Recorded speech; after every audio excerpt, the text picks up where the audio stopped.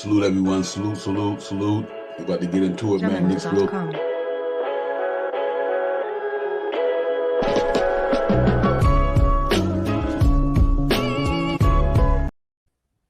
Salute everyone. Salute, salute, man. We're gonna try to think. Jamendo.com.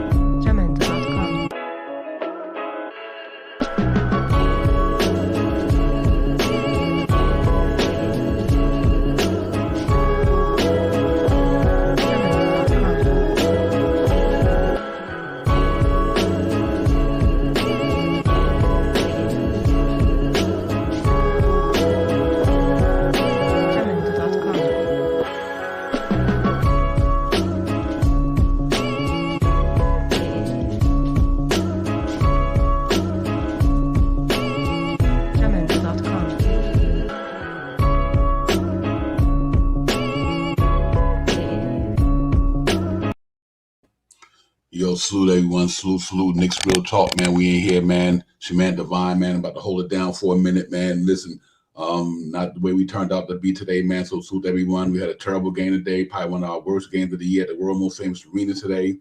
Lost 113-99. What a shellacking. Team did not show up.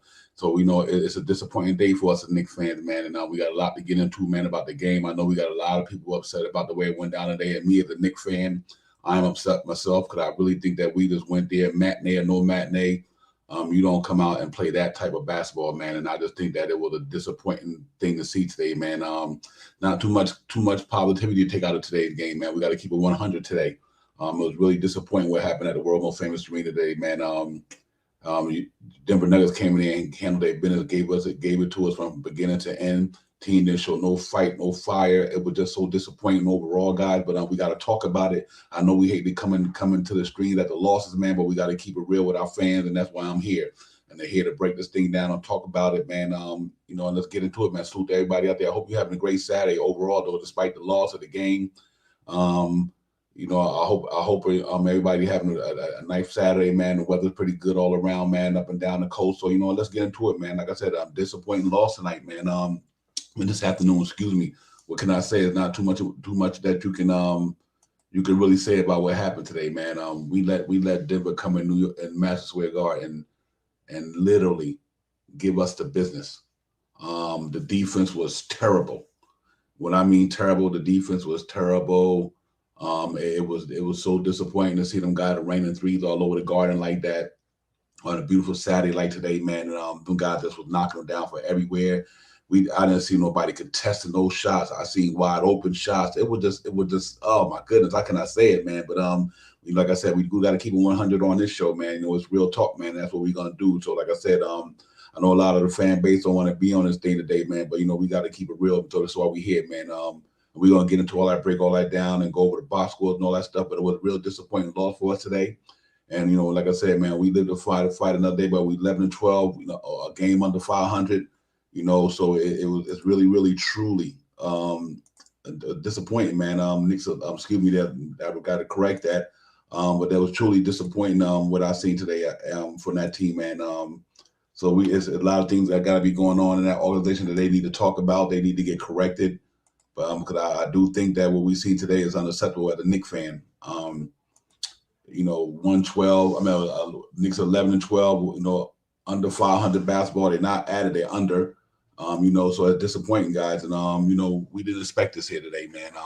I thought this team would come out with a whole different mindset today, looking to bounce back and, try to get back in the win column. And it didn't happen. It just didn't happen today. It came down and laid the egg. You know what? That team was flying from all cylinders, so you got to give them their credit. They had nothing for Nikola Jokic. He had it going tonight, man. A guy who haven't scored that many points all game this year for them guys. KNICKS killing us. 3 points wide open, knocking them down. They just went in the garden, man, and that was an upsetting loss to me, man. That was the worst loss of the year by far, due to the fact the way we came out and played. The Denver Nuggets have been 1-7 in the last 8 games. 1-7. 1-7 in the last 8 games. Decimated some of their best players, and yet they still walk in the Madison Square Garden and blow us out. You know, so you know that got to be concerning in the Knicks organization. It got to be concerning to the degree of the fan base. I still know it's a long way to go. I know it's a long way to go, but we're just gonna talk about today's game. Before today's game, I am disappointed for sure. You know what I mean? The season ain't over, but I'm disappointed today. You know what I mean? And I know we live to fight another day. We'll rebound. We get back at it. We know the sky ain't falling on us, but man, it sure felt like it today. So when I mean the sky falling, them threes was falling. Them 3 balls was raining all over the place. You know, salute my man Big Task, but they was raining all over the place, man. You know, and we got that was just so disappointing. It really was. It's all right to lose games. You know, this association, you're gonna lose games. I get that, but not the way we lost today. I mean, you know what? We got to talk about it from top to the bottom. You know, they didn't come out there with no urgency tonight. You know, they did not come out there with no urgency. They didn't come out there like they wanted to compete today. And you know, I know it's a matinee game, man, but I'm not making no excuses for the Knicks today. There is no excuse to be made. You know, we a professional basketball team, and we supposed to be up for games like this here, especially knowing after the way you played the other night and you lost by 4 so close. You would think that they wanted to get back at it, man, and they just didn't have it, guys. You know what I mean? So we got to take that loss. Now we're 11-12, like I said. We got to own that. You know, we got to own that and look ourselves in America. And like Clyde said, it's probably time for a team meeting. This is one of the times where you're going on the road to get away from Madison Square Garden for 3 games. You know, you're most likely going to need a team meeting, man, to get yourselves in sync or something. Because this was disappointing. You know, it really was, man. So, you know, hopefully we can bounce back from this thing, get it popping, get it corrected one way or the other. I know it's early, but it's still disappointing. You know, but like I said, if you look at the game overall, man, them guys we wasn't fighting. We wasn't fighting whatsoever. We wasn't fighting, wasn't competing hard. And Julius Randle them 24 points. That well, a lot of that was garbage. 24 points for me. You know, that whole team didn't play today, man. You know, Grimes came in and gave us what he had to give us. The little young man came in there, fighting hard. Grimes tried to get in there and play hard like a professional. Other than him, Derrick Rose, man. Everybody else, man. They get nothing from me tonight. You know what I mean? So if I was grading, we were doing grades right now. F's up and down, bro. F's up and down. You know what I mean? Because that's just unacceptable. It really is, man. To be a matinee game like today, man, and come out there and lay an egg like that. So we gonna have to live with that. You know what I mean? So y'all, you know, let me get it off my chest as a Knicks fan, as a content creator. You know, on this panel, I'm disappointed. I really am, man. So we got a lot. The Knicks got a lot of soul searching to do down there in New York, man. They got a lot of soul searching to do over there, man. And figure this thing out, because I just think that you know, I said at the 11, after I said at the 500, you know, and I said this on the stream last night or the other night, I said, if we go on in the next 5 games, we be under 500, they got to reevaluate what they're doing down there. You know what I mean? They really do. You know what I mean? We're going to have to talk about that down there. And because I do think it's concerning. Whether we got the, you know, whether we disagree with the players they brought in, whether we disagree with that team is almost the same team as last year, minus you know, plus a new couple of guys and some rookies, and everybody else was on this team last year. But I see no fight, man. I see no fight today. I know it's 1 game, man, you know, but we done lost 3 in a row, 2 close games. In 1 game, we just, you know, we didn't seem like we wanted it like that. So we is what it is. We take the L. Knicks is now 11-12, going in the wrong direction for sure. We did not expect this coming out of the gate that they would be 11-12 And a lot of you guys who predicted that this might not be the way it looked. Right now. I'm about to give you guys y'all credit. You're absolutely right. A lot of us Knicks fans, we thought this thing was going to be a little different thing right there. You know what I mean? But as of right now, it's not. It's not the way we thought it was going to be. And so we got to figure out how we're going to get this thing turned around and turned around quickly, because today was disappointing. I know it ain't the end of the season, but it was disappointing. And we definitely got to figure out this thing out, man. And I know, like, Tibbs and everybody get it today. Tibbs get it, Julius Randle get it, RJ get it, Fournier get it, Burks, everybody in that team get it today, man. This is a team sport, man. And you guys got to come together as a team. You know what I mean, and fight like a team. It's just a lot of not hustling, not going hard. You give up 113 in the Garden. You know what I mean? The staple of our team is defense. And our offense has struggled. They got to get that corrected too. But man, at least if you're going to lose, you lose fighting. That's my whole point. When I always bring up the defense thing, because if you're going to lose a game, lose fighting. Just don't lose just by giving up and going out like that. And you're not creating no turnovers. You're not forcing things. The other team to force things, man. You just letting them run amok. So it got to be something that we got to get done quick, fast, in a hurry. But it is disappointing. But today it got to be better, man.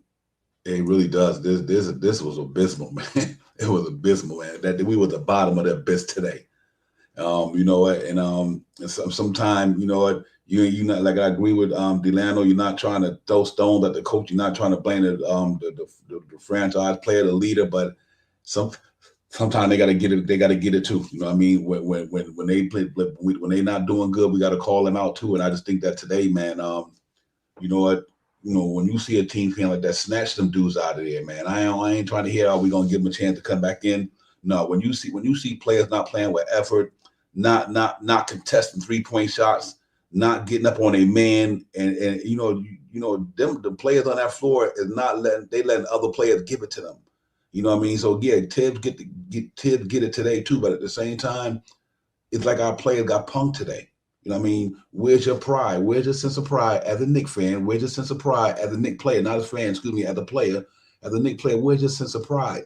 You know what I mean? To me, that showed me, man, it's like, yo, where the dogs at? You know what I mean? Where they at? You know what I mean? Like I said, that's, and I hate to bring this up, man, but that's why you can get on Alpha Payton about his offense game, but you can't get on him about his heart, his dog in him. Reggie Bullock, you can get on him about he's not an all-around three-way player, but you can't take away the fact that them cats have heart. You know what I mean? And them cats did not bring it today, bro. So it's disappointing, man. Coming off a season, we were 41-31. We made some noise, turned the franchise around, went to the playoffs. So I won't forget all that. But that was last season. This is a new season, we got to wonder. Is this truly the guys that Tibbs wanted to bring in here? These the guys that Tibbs wanted. You know what I mean? Because sometimes, I know we wanted some scoring. We got Fournier. We wanted some scoring. But if you get a guy who can score 19, but he give up 19, I guess it don't really mean nothing. But I just don't like the way it look out there with Julius Randle and them right now, man. That thing don't look good at all. I mean, they fobbling the ball. They committed some of the dumbest turnovers. I mean, literally. I mean, they handle the ball off the other guys on the other team sometimes. So that's what makes it so disappointing. Is just the way they playing, man. Where's your sense of urgency? Where's your sense of pride, man? That thing is scary, bro, right now. So hopefully we get it together, guys. You know what I mean? I'm just venting right now, just trying to let some of the frustrations about today, man. You know what I mean? I'm Mr. Optimistic. I'm a positive brother when it comes to the Knicks, but I keep it 100 all the time. I salute the Knicks when they doing real good. I try to give them their flowers when they doing good, but when them cats stinking it up, I'm calling them out. They stunk it up today. They stunk it up, I think they got to find a way to get this thing together, man. If it's not, I think we're going to have a long season. It's not going to be fun. It's not going to be fun in New York City right now. But if you look at the way they played today, that was disappointing. Disappointing. You know what I mean? It's disappointing for us, the fan base, all them little young kids and little kids in that stadium, man, trying to watch them boys, man, today, man. I was like, I look at the game, all them little kids in there coming to see the Knicks play like this, and they come. This could have been some of them cats' first game at the Garden. They come there and them cats lay an egg. So it is. It's disappointing, but they got to shake it up, get it done. I know we got to wait till the deadline or whatever. We got to wait till this time, that time. But I think it's time for us to start kind of hit the panic button in New York a little bit, man. I mean, I know we go on losing streaks. I get it. Nobody's perfect, and I get it. It was seen teams early in the year go on losing streaks and wind up getting hot. I seen it. It happened with Atlanta, happened with a couple of teams in the league, man. They started off slow, but they got hot. But man, not this way though. It's not even a loss, guys, that I'm concerned about. It's how we lost. It's how the New York Knicks lost today.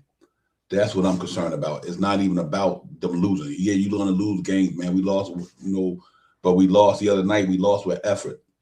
We lost against Brooklyn. We lost with effort.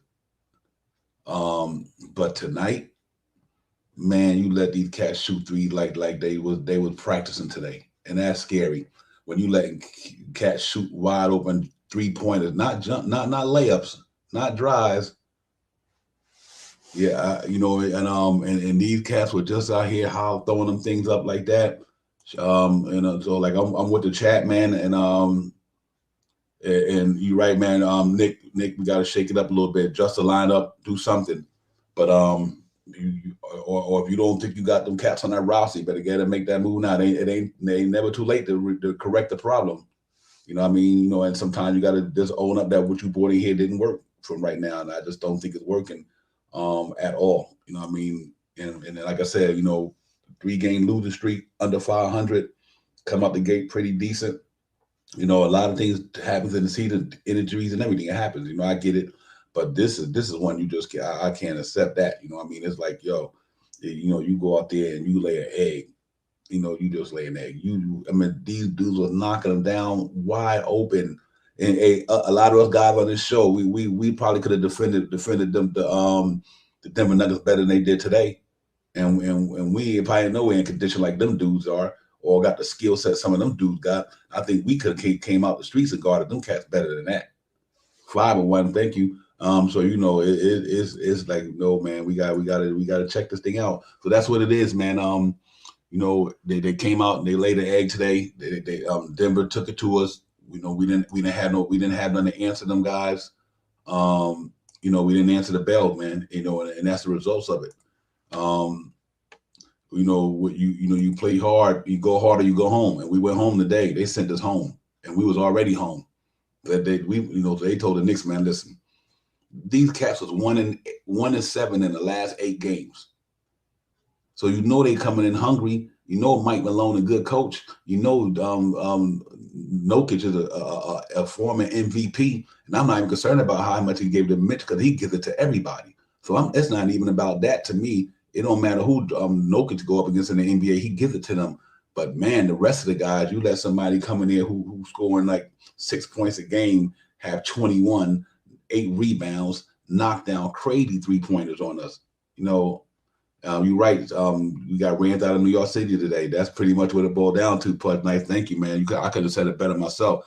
That was an ugly game of basketball. I don't like that. I don't like the chemistry flowing on that game today. I don't like the continuity in that game today. I did not like the hustle. I did not like the drive in these guys. I didn't like everybody trying to take it over by themselves and try to get the game going. Nah, man, keep moving that ball around till you get these guys. It makes it so bad. These guys don't even shoot 3-pointers like that. That's what's so disappointing. They're not even in the higher echelon of 3-point shooting in the league, and they gave it to us out there today. What I mean? Jeff Green, he always played Julius Randle hard. He going at Julius Randle going at him. Then he taking him out of his game a little bit. Like I said, man, we know Julius Randle a horse, man. This is not about getting on Julius Randle. He a horse. The brother, he's a good talented player, but sometime, mentally, that's my whole gripe with Julius Randle is mentally, guys, on the court. I don't have no problem with a lot of things. I think at 100% of his game, I think 70% of Julius Randle's game is beautiful. The 30% of it is tough with the way when sometimes I see him do the things he do, and I've seen some players where the dude shoot the ball, he's standing there watching shoot the three. No, you didn't run out at him. you got to at least go out there and let them think that you're trying to contend it. They didn't do that today, man. So I don't know what to say about that, man. It was just disappointing overall. And we got to find a way to do this thing, man. You know what? And I have no problem. DSJ people feeling the way they feel. You 100% right. I can't from my pride go that far, but right now, they failed this man because them damn players failing us. Them cats just not going hard. And, and I want to say is it Tibbs? No. Is it this guy? No. But I do want to start with the players on the court because you know what? In competitive sports, is when you go up against a competition, it's competition. So you when you got a man, you go up against a dude in front of you, you either gonna let that man give it to you, or you're not gonna let that man give it to you. You're gonna let you're gonna shut this cat down, or he gonna give it to you. And player by player today, it was just like everywhere, man. I'm like, you cats letting these dudes run amok. I mean, you know what? And and if you don't execute the game plan the coach set out there, then you know what? Then it's a shame we had all our guys back just about. You know what? And it was scary that since Kemba Walker went down, or we sat him down, we ain't won a game yet. You know what I mean? I wonder is that starting to have an effect on that team? You know what I mean? The way this thing is going right now. So we got to we got to figure it out quick, fast, in a hurry. We can't let this thing get away. And, and I know we talking about they feel like this almost there. We close. But I don't know. We got to find a way to figure this thing out and get it done quickly. Or it's going to be a long season. It's going to be a disappointing season. I don't think it's going to be the case. But if there's any indication of where they played today, it's going to be a long season. So we got to get this thing together, man. It's not too much. It's not too much positive I can say today, guys. So I'll break down all the stats, all the analytics, breaking all that. But you know what? At the end of the day, that was some abysmal basketball today. So I just wanted to get that flow out there, man, and get it off my chest because I'm disappointed. Y'all guys know me, Mr. Optimistic, but it was disappointing all around. There's no other way you can say it. So yeah, we got to figure this thing out. We got 3 days off, then we go on a road trip, and then we take it from there. But it was definitely not the case today. You know what I mean? And so we're gonna have to break that down, man, and we get into it, man. But overall, man, like I said, wow, we took it on the chin today, man. There's no other way to even say it no any other way. We got punched in the mouth today, and the bleeding didn't stop. Got punched in the mouth, and the bleeding didn't stop. We got to get this thing corrected in New York, whether it's from the front office down to the players. We got to shake something up because we cannot have this. Let me bring in my partner in crime. I'm glad he came in, and my band, and my brother. You already know how we do. CT, the streets are buzzing. He here, we here. My brother, CT, salute, man. Thanks for coming in, my brother. Hey, salute Divine, salute fam, salute chat. KNICKS Real Talk is where it's at.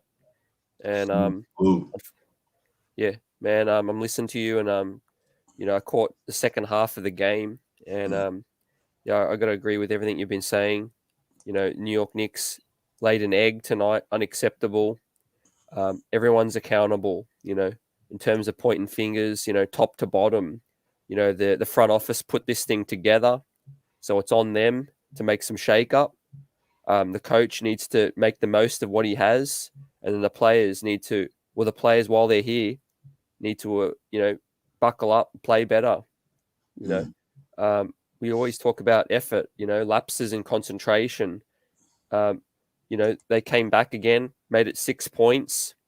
The fact that they just let the foot off the gas again, unacceptable. They got to play better defense.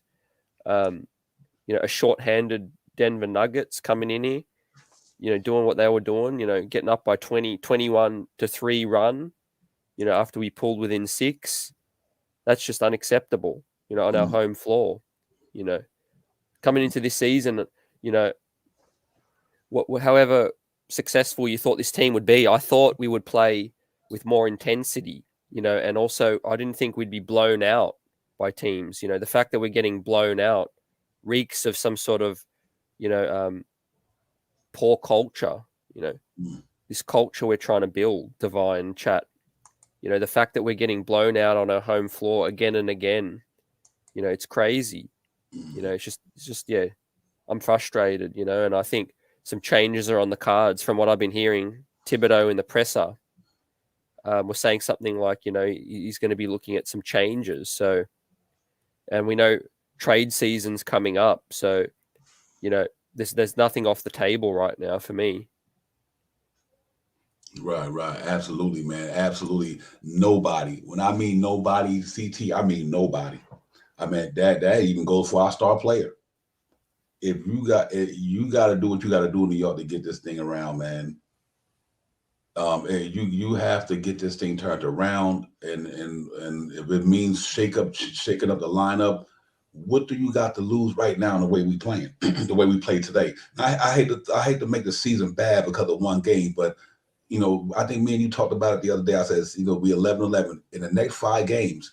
If we under 500, then I'm gonna have a problem with this thing. Yeah, hey, baked beans, I got you, my brother. I'll throw the link in there give me about a few more minutes, man. I'll throw it in there. Y'all don't go nowhere. Y'all can get on. So just be patient. Let me go through this thing, and I'll let you guys in here. Real talk. Y'all just be patient. Let me get through this thing, and I'll bring y'all in here. But you know, it's it's concerning. It is, CT, because we all had higher expectations in this. And I'm not saying the season is over. I'm not saying it can't even get turned around. But as of today, that was disappointing, bro. I mean, no. I mean, CT, they letting cats run out and shoot threes like they own the building. You know what I mean? Like they practice in MSG. I'm like, how you let these guys come in here and start dropping trades like that on y'all like that? That's, to me, is that's a pride issue to me. That's a pride issue. That's like somebody about to come in your house and they know they ain't invited. You open the door and just let them walk on in here. You know they don't supposed to be up in here. That's how I felt today, man. They let them dudes come in Madison Square Garden at will and raid their refrigerator, sit down and watch their TV, put their feet up on their couch. That's what they did today, man. They let the dudes coming in. Oh my goodness. So, you know, that's what it felt like today, man. I'm sitting there watching that game and I'm like, you know what? You know, CT, and I always want to say they're gonna make a run, they're gonna get back in here. The minute we went to make that run, Julius Randle goes down court, turns the ball over, comes back down the other end of the court, and the whole thing went away from there. Just when we was about to make that move, I'm like, you know, everybody get, you know, other than Quentin Grimes today and Derrick Rose, everybody get an F from me. I know that, and I got to keep it 100. Yeah. That's today. Everybody get an F, so we only need to put up grade numbers. They get Fs. You know what I mean? So CT was just disappointed, man. That's how I feel about it. Say, bro, they were disappointed to see today. Yeah, we talked about it yesterday about teams wanting to come into the Garden and show out, right? They come in with extreme motivation. And on the other side, our players come in with no motivation. They come in with this lackadaisical attitude and then they want to coast. That's what I think it is, you know. What do you do at your job if you're coasting and you're not getting the job done? You know, the manager makes changes, right? It's time to shake this thing up. You know, if Tom Thibodeau, if his message ain't getting clear, they're coming out lackadaisical, whatever. Look how fired up and tight, you know, Denver played, you know, up in our grills and all that. Why can't we play like that? Mm-hmm. You know, so if I'm Tom Thibodeau, you know, and your employees aren't performing, sit them down. You know, Deuce McBride, Luka Samanic, you know, just play whoever wants to play. You know, these are pros. They're getting paid the bag. It's unacceptable to be coming in with no effort. You know what I mean? The money they're getting paid, and you got bench no name role players coming in turning tricks on us.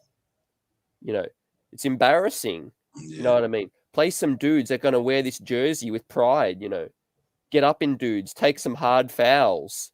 You know, I'm sick of leaving shooters wide open as well. Yeah, absolutely. You know, you hit that nail right on the head, CT. If that the case, you could have put Wayne Selden in the game today. You know, you could have put Kevin Knox in there today. If you're gonna lose like that, lose to with some guys who are gonna want to at least try to fight. Them young guys probably would have tried to fight and scrap today, but they, you know, they got pride. You know, they got you. If you sitting on the bench the way they sitting on the bench, can't get no burn. You know they got to have a sense of pride. And I'm like, man, listen, you could have threw Kevin Knox and them there up there today, man. I think they would have had a better performance than them cats today. Because you know what? Them young boys would have played with some effort, some energy. You know what I mean? Right, exactly. You know, and I'm watching this thing take place, and they just took the Knicks all out their game. I get this as a matinee game. I know Knicks are terrible at matinee, but I'm not making no excuse for them. They don't care what. Well, I don't care if it was 1 o'clock in the morning. When you going up against some more competition, you can't make excuse for the Denver Nuggets today because it was a matinee. You know, you gave 113 points, man. You let these get shoot 58%.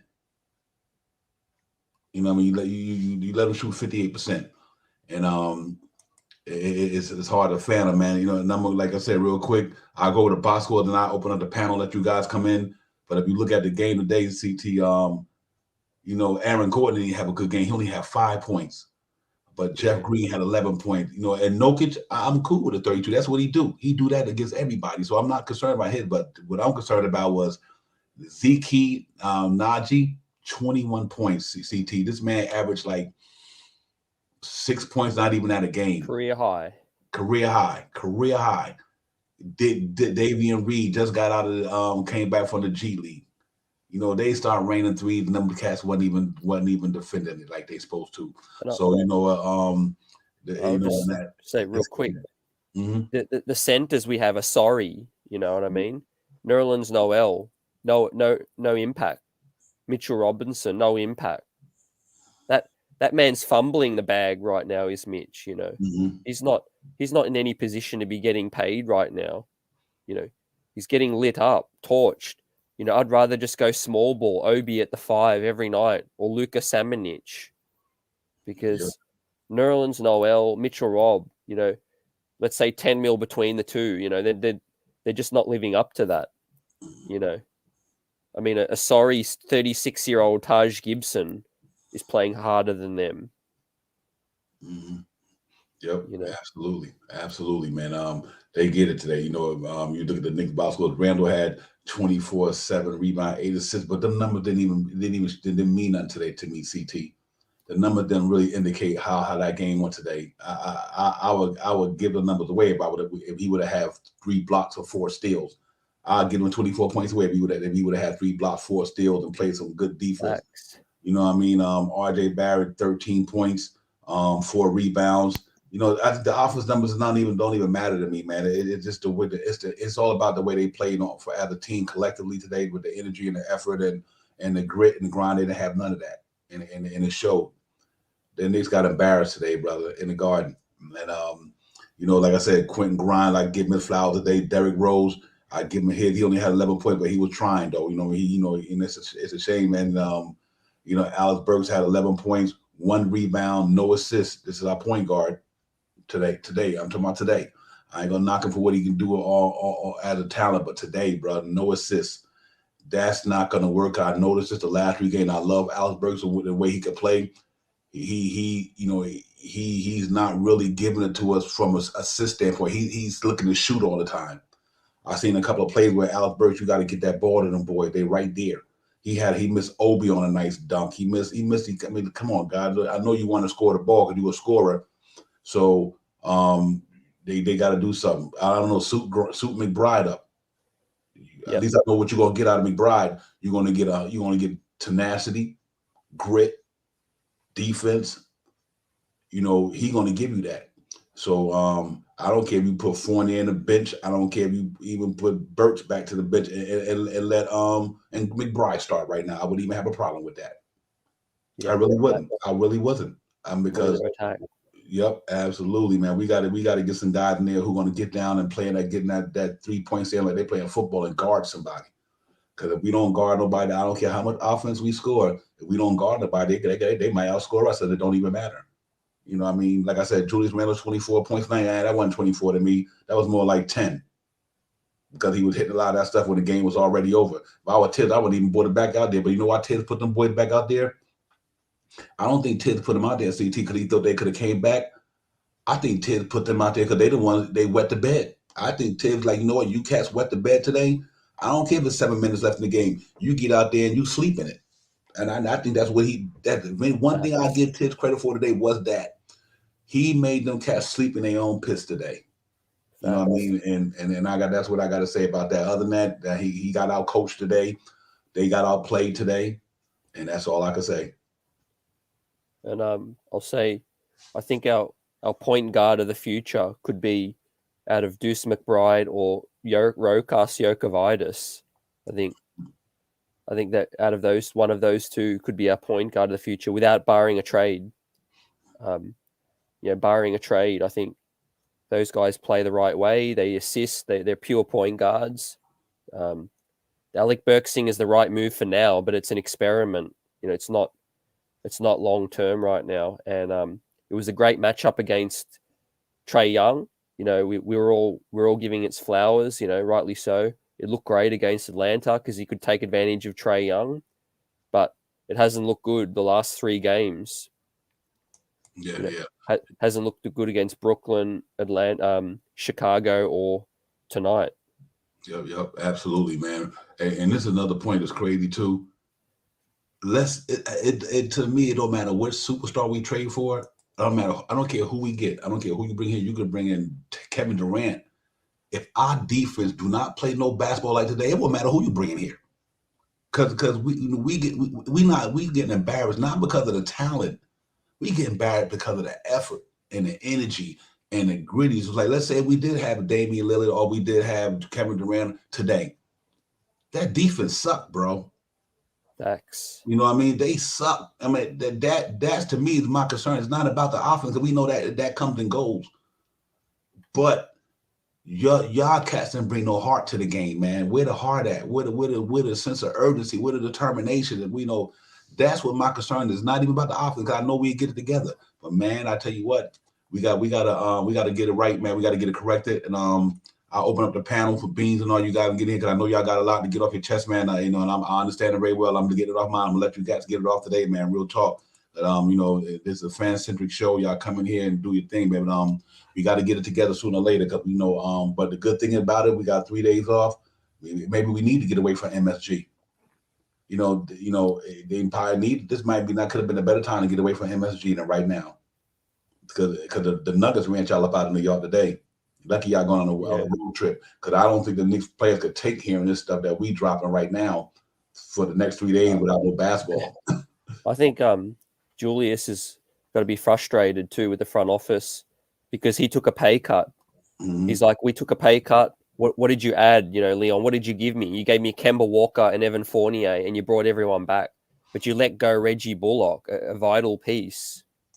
And I want to ask you, Divine, and the panelists when they come in, have we now that we've seen enough, did we ultimately underrate Elfrid Payton and Reggie Bullock's effect on last season? Have we underrated their effect? Oh, absolutely. I think I'm gonna say for myself, from a defense standpoint, I did. I knew how valuable they were. That's why I said even I wanted Alex Burks back. Not Alex Burks, Reggie Bullock had got that 3-and-D. But I also said we can also get 3-and-D guys anywhere. So that's why I didn't make it a big issue. But I always felt like, you know what, we can go get 3-and-D guys. You know what I mean? And stuff like that. But from that standpoint, yeah, I do. I think from this standpoint, from the heart standpoint. Yeah. One thing about them two dudes, they played with heart. Only from that standpoint, I think that we underrated what they could do to this team, because I heard Van Gundy say that early in the year, and I'm like, man, Van Gundy probably, I don't know. And I heard Van Gundy say that early in the year, and he was like, Dick's Reggie Bullock and Jackson. Yeah, and Jackson and Jackson, yeah, absolutely. Mark Jackson said as well, like, we're gonna miss what they brought to this team, and I think it is showing. God, let's be real. Them dudes did come out and help that gritty committee defense. Then went two links in that gritty committee defense last year, and all of a sudden you missed them two gritty dudes. They gritty. They got one thing about them two boys. They got dogs in them. They got dog in them. I didn't see that at Evan Fournier and Kemba Walker this season so far. I seen offensive talent, but I didn't see the grit, the fight, the dog. You know what I mean? You got to have a certain type of mentality to go up in the Mecca and go up in Madison Square Garden when you got people like me and you and Beans and the chat. You know, when y'all ain't playing, we're going to come at y'all, because that's New York City. They praise you when you do good, and they're going to get on you when you do bad. And maybe them cats ain't ready for that. You know, maybe the success in Charlotte for Kemba Walker, it was a little bit because I'm down here in Carolina. Maybe it's more laid back. It's not a media driven, more as fan base centric like we are. You know what I mean? And I think it showed up. Hey, Beans, man, salute my brother. Thanks for coming in on this disappointing day, man. But I'm glad you up in here, though.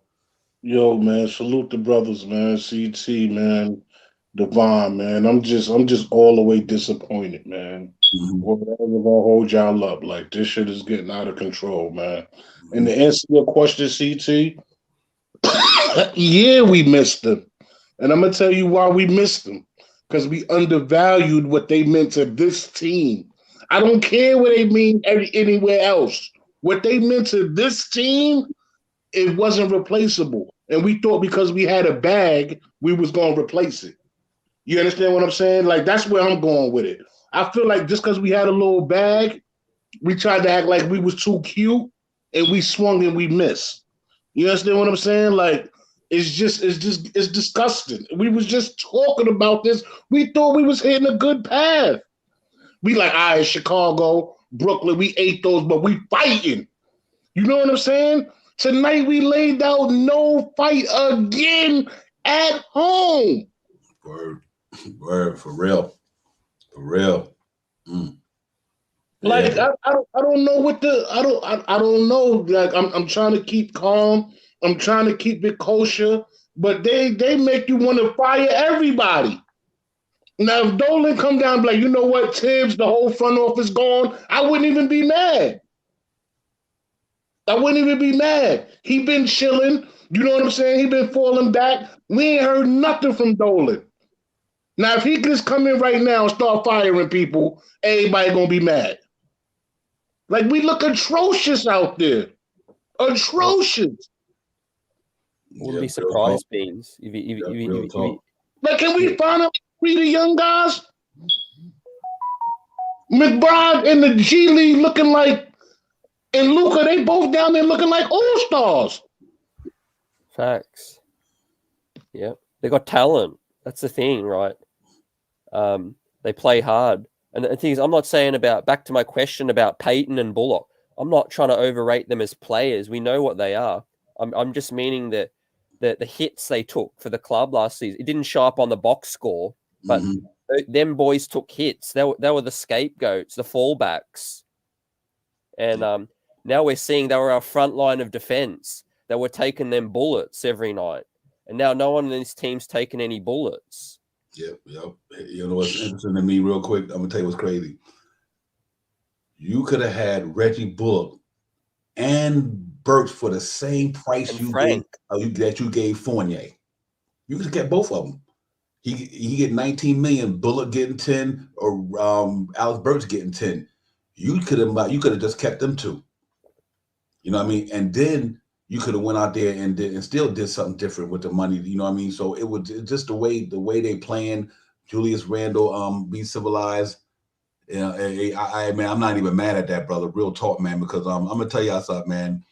I know this cat can play basketball. Julius Randle can get it. I'm not here to take nothing away from this man's game, but for the way he playing right now, from a mental standpoint, just mentally, he's I'm watching this cat sit there and whenever a play don't go his way, he don't run back.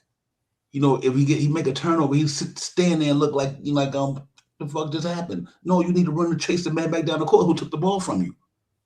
You know what I'm saying? It's the effort. Yeah, it's the effort, the energy. Even if you make a turnover, how do you combat that turnover? Get back up and make that man turn that ball over who just turned it over on you.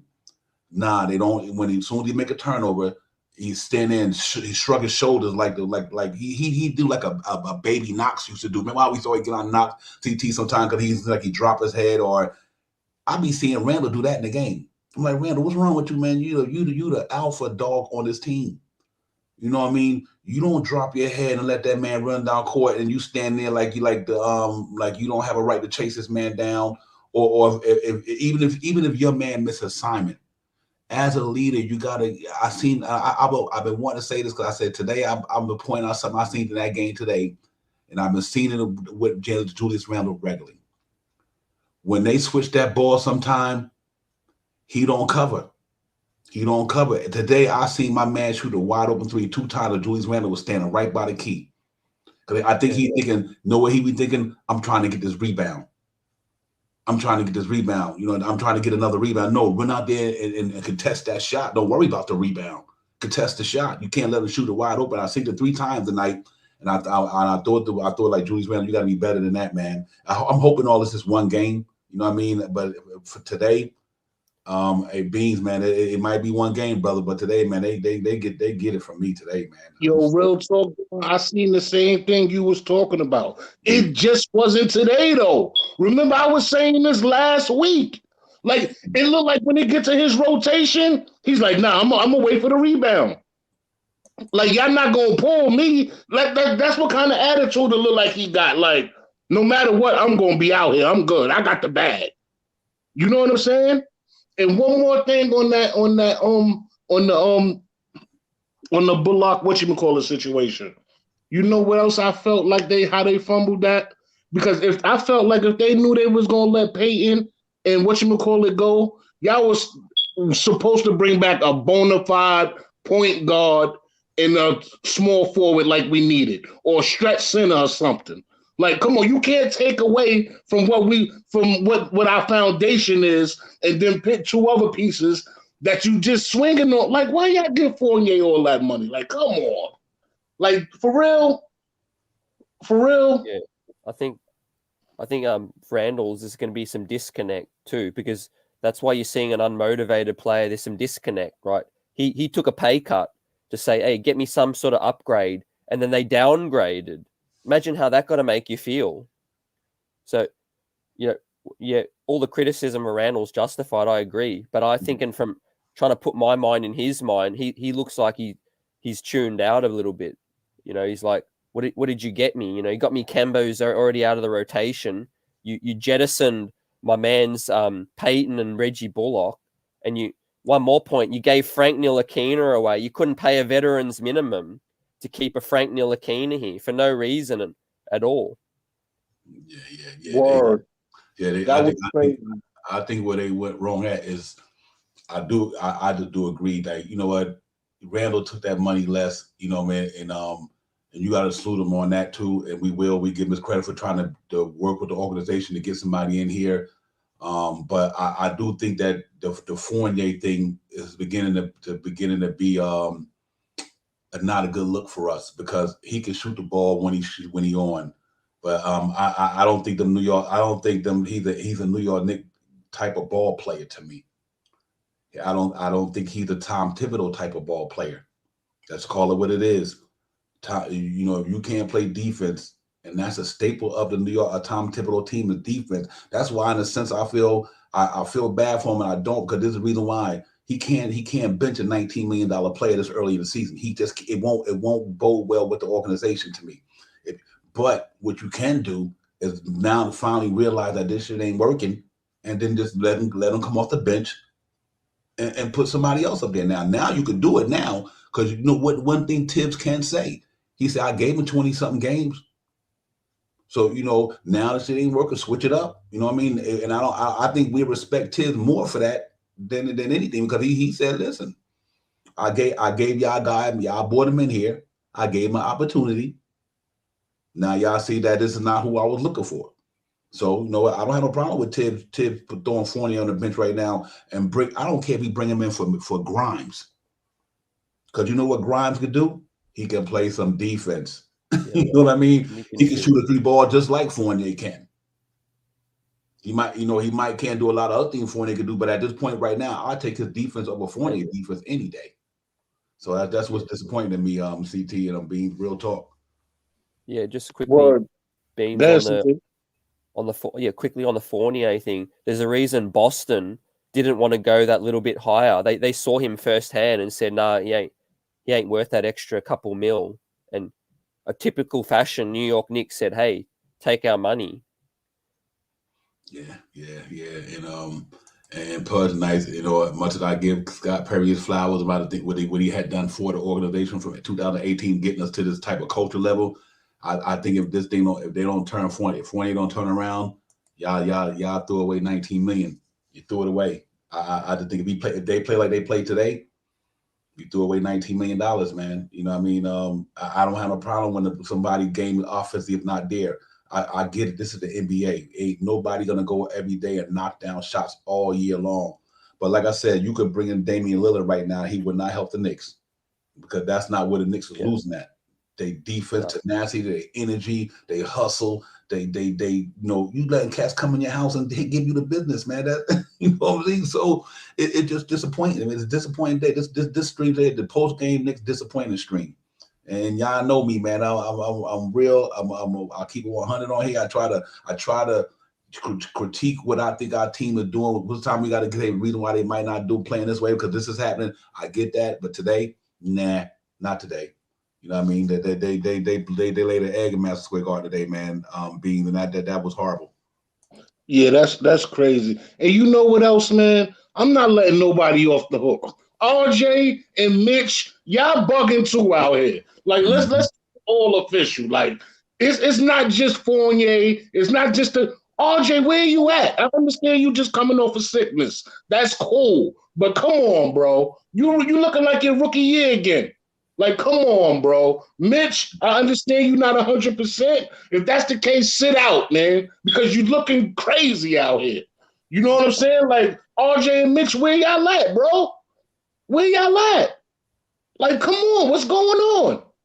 Yep, absolutely. That whole starting unit playing collectively. That's what's scary. Collectively, they playing like trash. So if these pieces are not fitting, then you got to do something. If y'all don't think Evan Fournier and even Mitch or even RJ is not fitting right now, then switch it up. Say, you know what, Fournier or RJ, maybe y'all go to for now anyway, till y'all get this thing together. I mean, like I said, the sky is falling. I mean, it ain't falling like that, but today it was falling in Madison Square Garden. You know what that sky was? 3-point shots. The 3-point shots were raining out the sky on the Knicks tonight. So you want to ask me if the sky falling? Yeah, the sky falling. The way they were shooting that 3-ball today, that shit was coming from everywhere. Yo, that's crazy. Because remember we was talking about this a couple shows back. It could be anybody out the blue and come to the Garden and have a career. Who's this kid that hit the 6-7-3? I never heard of him before in Denver. Like, this is just out of control, yo. Out of control. My bad. I didn't mean to cut you off, CT. No, you good. Yeah, what I was going to say is Leon got players that weren't Tibbs players. So there's something seriously wrong, right? All accounts are Tibbs wanted Reggie Bullock back. Leon didn't listen, or Perry didn't listen. And then he gives him Fournier and he gives him Kemba, which are both flaming out.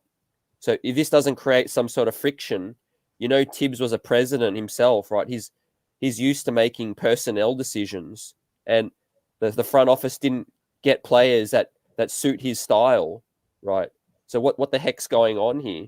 You know, why is a coach that has one kind of identity and the president's getting players that don't fit that identity?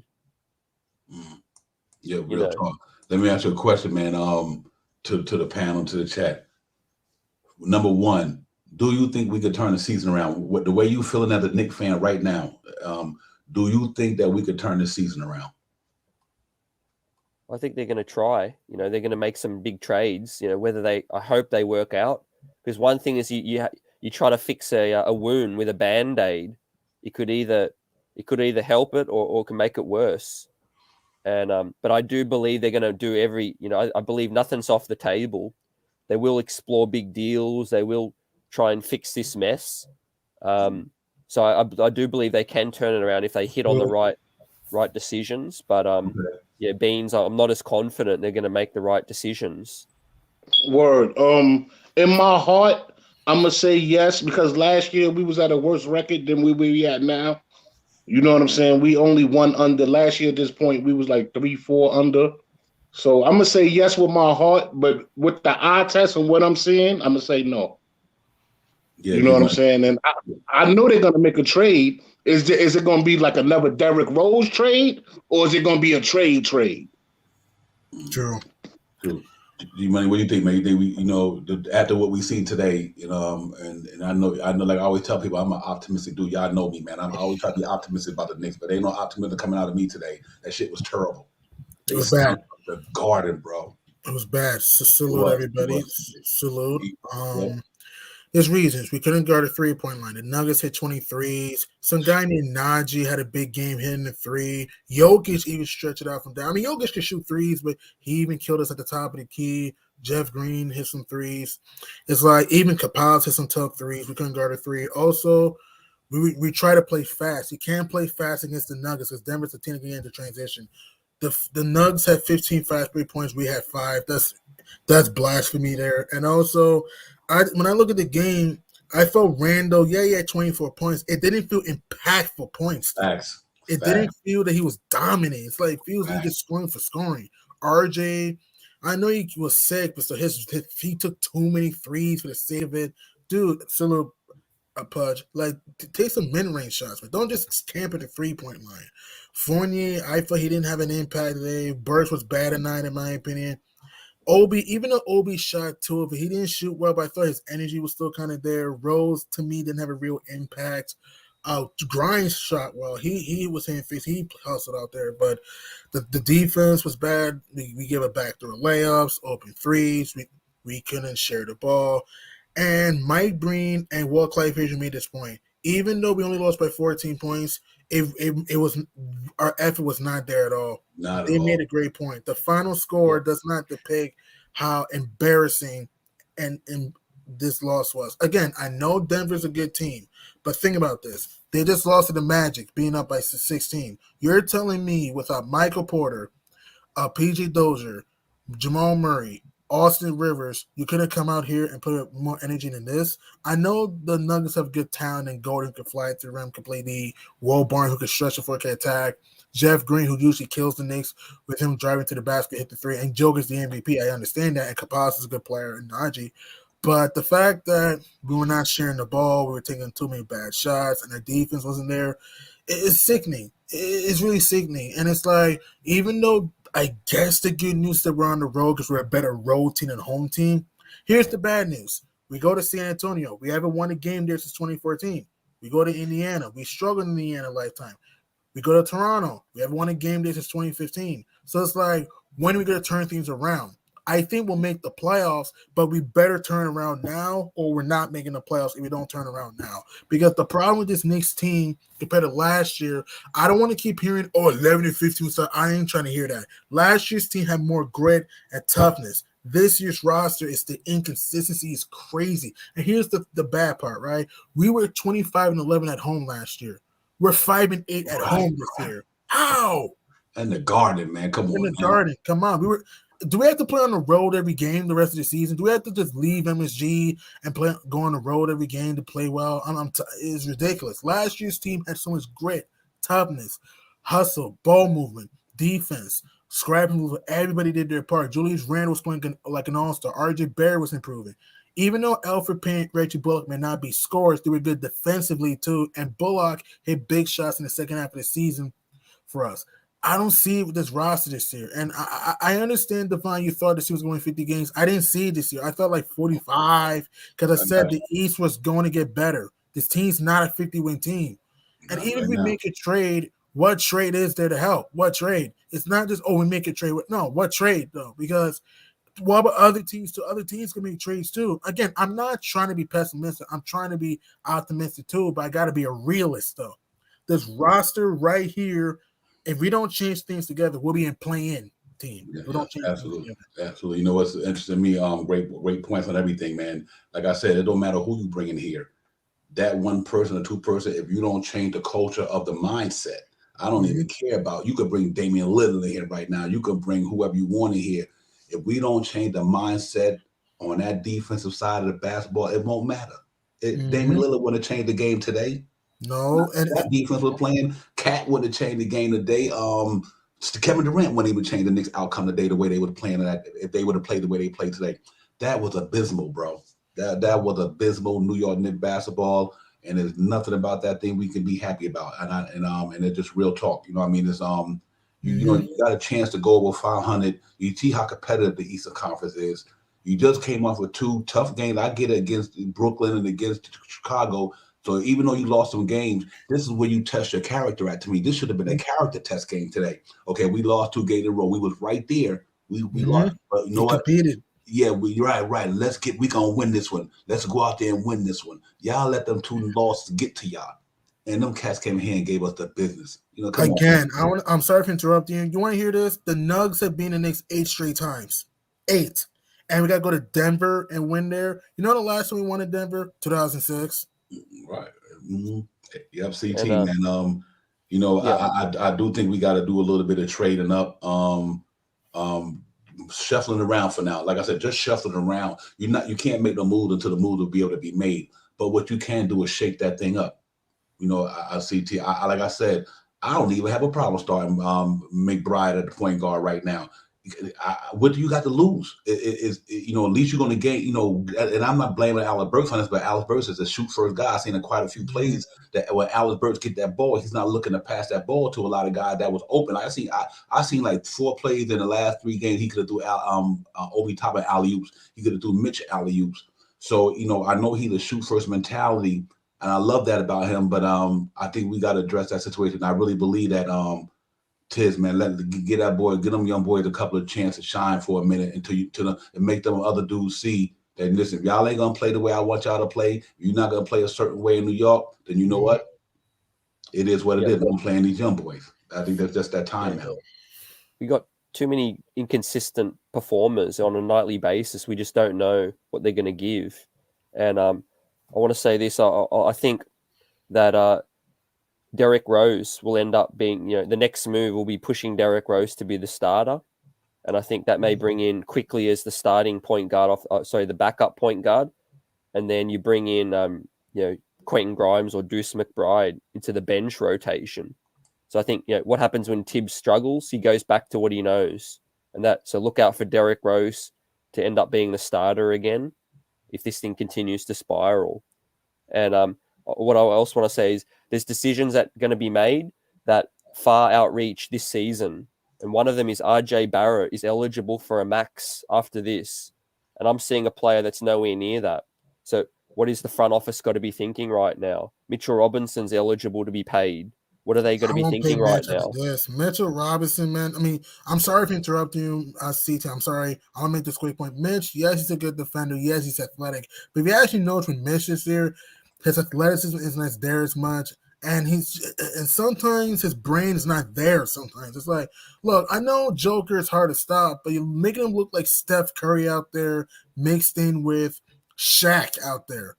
Like, come on, you know what I mean? I know Jokic can dunk sometimes, but how many dunks do you through today? And open threes, like, good grief. And people keep telling me, and again, I'm not trying to revert this back to last year, but people keep saying, oh, if we would have had Mitch, we would have been the Hawks and Sixers. No, we would not have, because Mitch, he's a good player, but we were not going to win those series because Mitch can get a foul trouble sometimes. And sometimes with Mitch, it's like, yeah, he's a good defender, but he's not the greatest perimeter defender sometimes. And yes, he's a good player. He's a good player, but sometimes his foul shooting is bad, and sometimes, man, he's just not consistent. He can't stay healthy. It's irritating. I wish Mitch is a good player, but if we had a Miles Turner and a Malcolm Brogdon right now, or you can argue Spencer Dinwiddie, we'll be a better team. Yeah, that. Hey, get a baked bean salute, my brother. Appreciate you being patient with all this. Yeah, definitely. I'll let G Money get his in. I ain't seen him in a minute. Good to see you, boy. Salute, baked bean salute, man. Man, like I was saying, man, it's right on the borderline, man. I hate to see Tibbs on the high, bro. He really don't deserve it, but he got to make some adjustment about these 3-pointers, man. This defense ain't it. You got to do something. You have to make an adjustment now, or it's gonna fall on you. And so I don't know what he gonna do. He better do something. Yeah, real talk. Hey, we got one good note today, though. I can't even front. My man Shy Powers got the drip on. And we had one the other day. We got my man Big Pimpin' up in here with the drip on. Shy Power, what's good? Yeah, I just want to come in real quick. I seen y'all was on. Salute to the panel. Salute to the chat. What's going down? Beans, peace. My man Money, CT, and my man Divine. Chat. You already know what it is. Man, it was disappointing, man. I know you probably didn't see it, brother, but the Knicks You know what really I mean, I got out to Jersey earlier today, man, and the hotel that I'm staying at don't got MSG, so I had to go run down into my car and listen to the game on 98.7 or ESPN or whatever, and then I had to go back upstairs after the third quarter, and I missed everything else. But I seen that it was a devastating. But what it was like 12, 13 points we lost by. 14. But 14. we didn't put an effort. Don't let the final score fool you. Right. We That could have been. Yeah, I could see, man, because when I was up in the room, I kind of got I linked into somebody and they were talking about the game, and I think we were down by like 25 or 20, 25, something like that. So I was really pissed off, man. Yeah, it was, man. That score is deceiving. God, that to me was more like a 20-point loss. Don't even let Julius Randle 24 points fool you. He got them points when it didn't matter. I think 14 of them points didn't even matter, man. You know, and we got to get together down in the RCT, and we got to get it together, man, because I do think that with these next 3 days off, you know, the players need to do some soul searching. Coach need to do some soul searching. The organization need to do some soul searching, and even us as a fan base got to do some soul searching. I'm the type of dude like this here. If I gotta eat crow, you could put Sweet Baby Ray's on it, and I ain't got no problem. I eat the crow. But right now I'm eating crow because this team is not the team that I thought they were. And maybe sometimes you get hyped over the paper team, the team that comes out coming to the season on paper. You know, wow, this is whatever it is, man. I'm gonna see the replay probably tomorrow when I get back home, man. I just hope the biggest thing we all have to wait for is this 15th, man. This 15th can't come soon enough, man. So we can make a shake up, man. Do something real positive or something like that, or like I said, man. If we're gonna keep the guys and not make no trades real quick, I'm surely thinking that Grimes and Deuce could start, man. Leave that second unit intact with Burks. Put Burks back in that second unit, and let him and Rose do what they have to do, man. And from there, we just go from there, man. See who we can pick up. Remember what we was talking about last night? I could see that Miles is looking more promising right now, man. That Miles from the Pacers is looking way more promising right now. Yeah, absolutely. I think I'm gonna let CT jump in right quick. But you know what? Like I said last night, Miles Turner and Brogdon for Kemba Walker, Mitchell Robinson, and whoever, and some picks. I ain't got no problem with it right now. Yeah, I ain't have a problem with that, bro. You're gonna do here's two things you're gonna get from Brogdon and Miles Turner. They're gonna play some effort on the defense.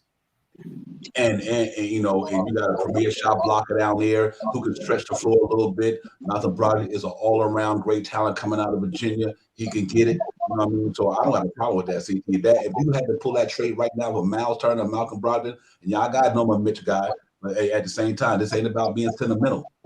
You know, if you don't got it, you ain't got it right now. And I think we got to do something, CT. I just think that we can't go the rest of the way like this. Yeah, for real. I'm with that. And again, you know, they're going to look at all options.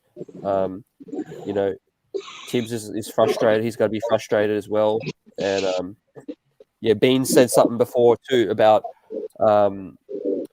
it's a wait and see type of thing, you know. But you know, I still think they're going to be very, very active. You know, try to shake this thing up. I don't have the absolute confidence that it's going to turn it around.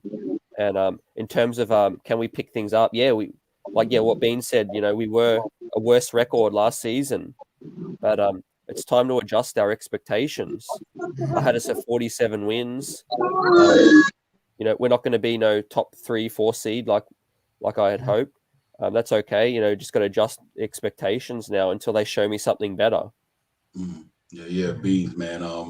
Yeah, we all was optimistic. We all are, man. You know, after coming off for 8 years of physical basketball, and after coming out of last year feeling optimistic, you know, that's the way we felt. You know what I mean? You know, and we did think that the team had a chance to be something. I still think they got a chance to be something, but I just think that the way they're playing right now is concerning for me.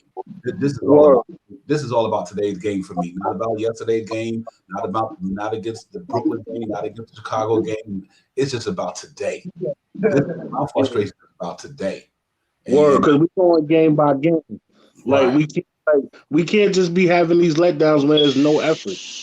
All right, well, on that note, fellas, I want to salute to all of y'all guys, man. I'm gonna go back up in here and run amok over here on this dance floor. About to get my moves. Oh, the I'm about to get my moves on real quick, and I'll see y'all later on and stuff like that. If y'all do something tomorrow, something like that, or before. Next game is when Tuesday. Tuesday at the Allen. Yeehaw!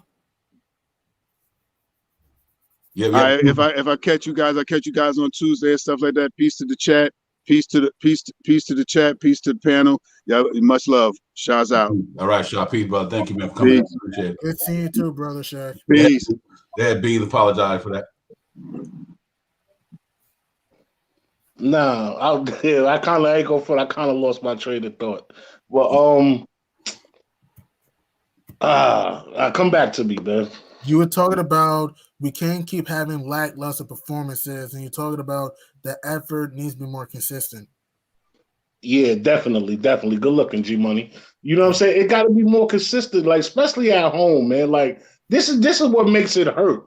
And then we gotta go somewhere we ain't won in decades, and then somewhere else where we ain't won in decades. Like it's crazy. It's crazy. I can live with the losses if we put the effort in there. But if we don't put the effort, I can't take these losses. We can't accept this.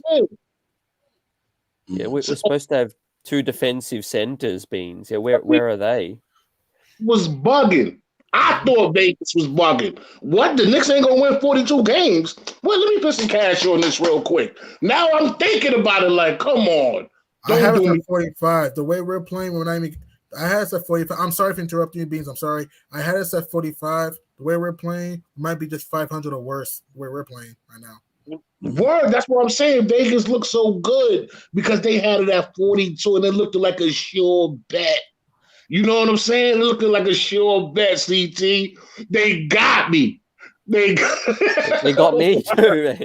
They got me. You know, I was like, man, this can't be right. But Vegas never lies. You know, it just goes to show.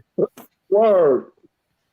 Yeah, well, you know what we got to do, man. We gotta pray that this is only temporarily. You know what I mean? And you know what? First of all, people don't believe in it. I do, and I agree with Walt Clyde Frazier. I'm 100% with him.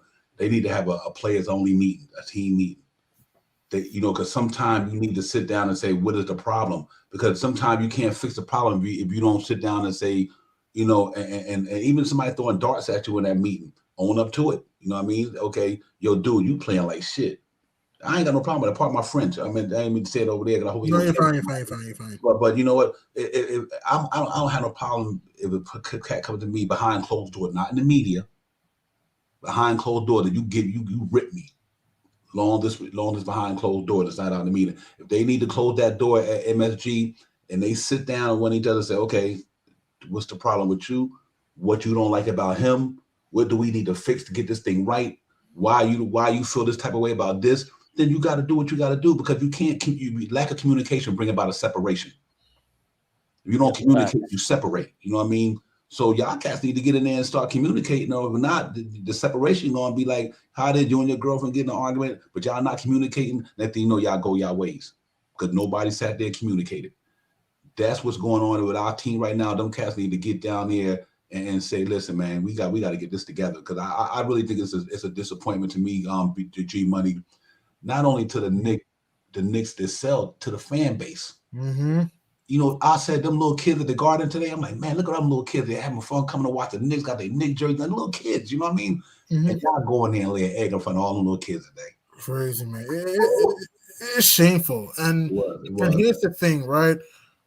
Why is it every time we play Denver, we always get waxed? It's like we play Denver, we always get waxed because 1, their length, 2, their athleticism, and 3, their fast break. And like you said, man, the kids are wasting their time going to MSG.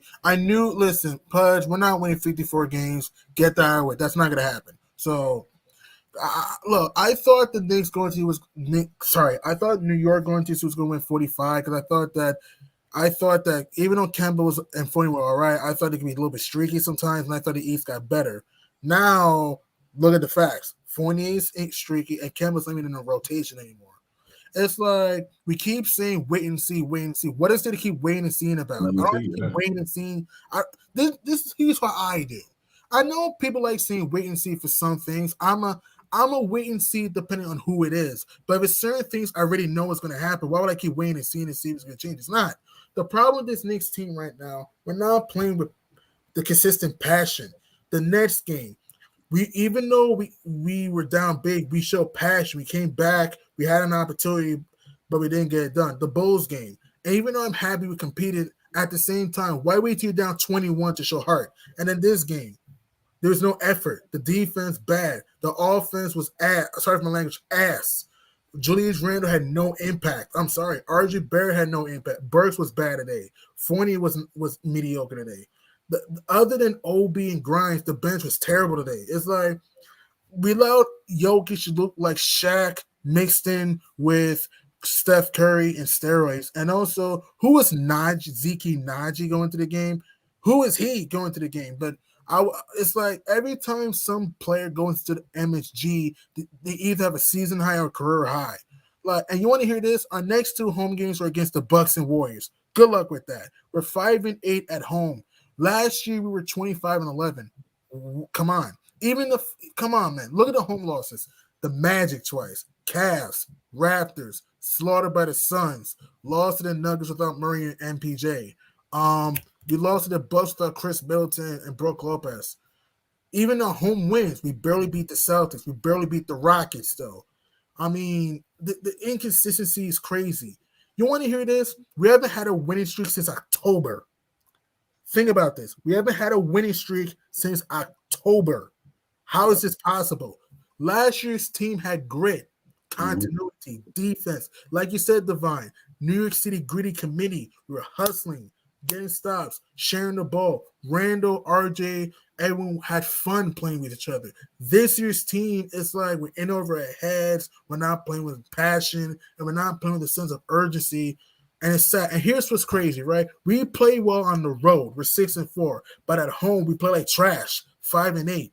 And the next 2 home games are against the Bucks and the Warriors.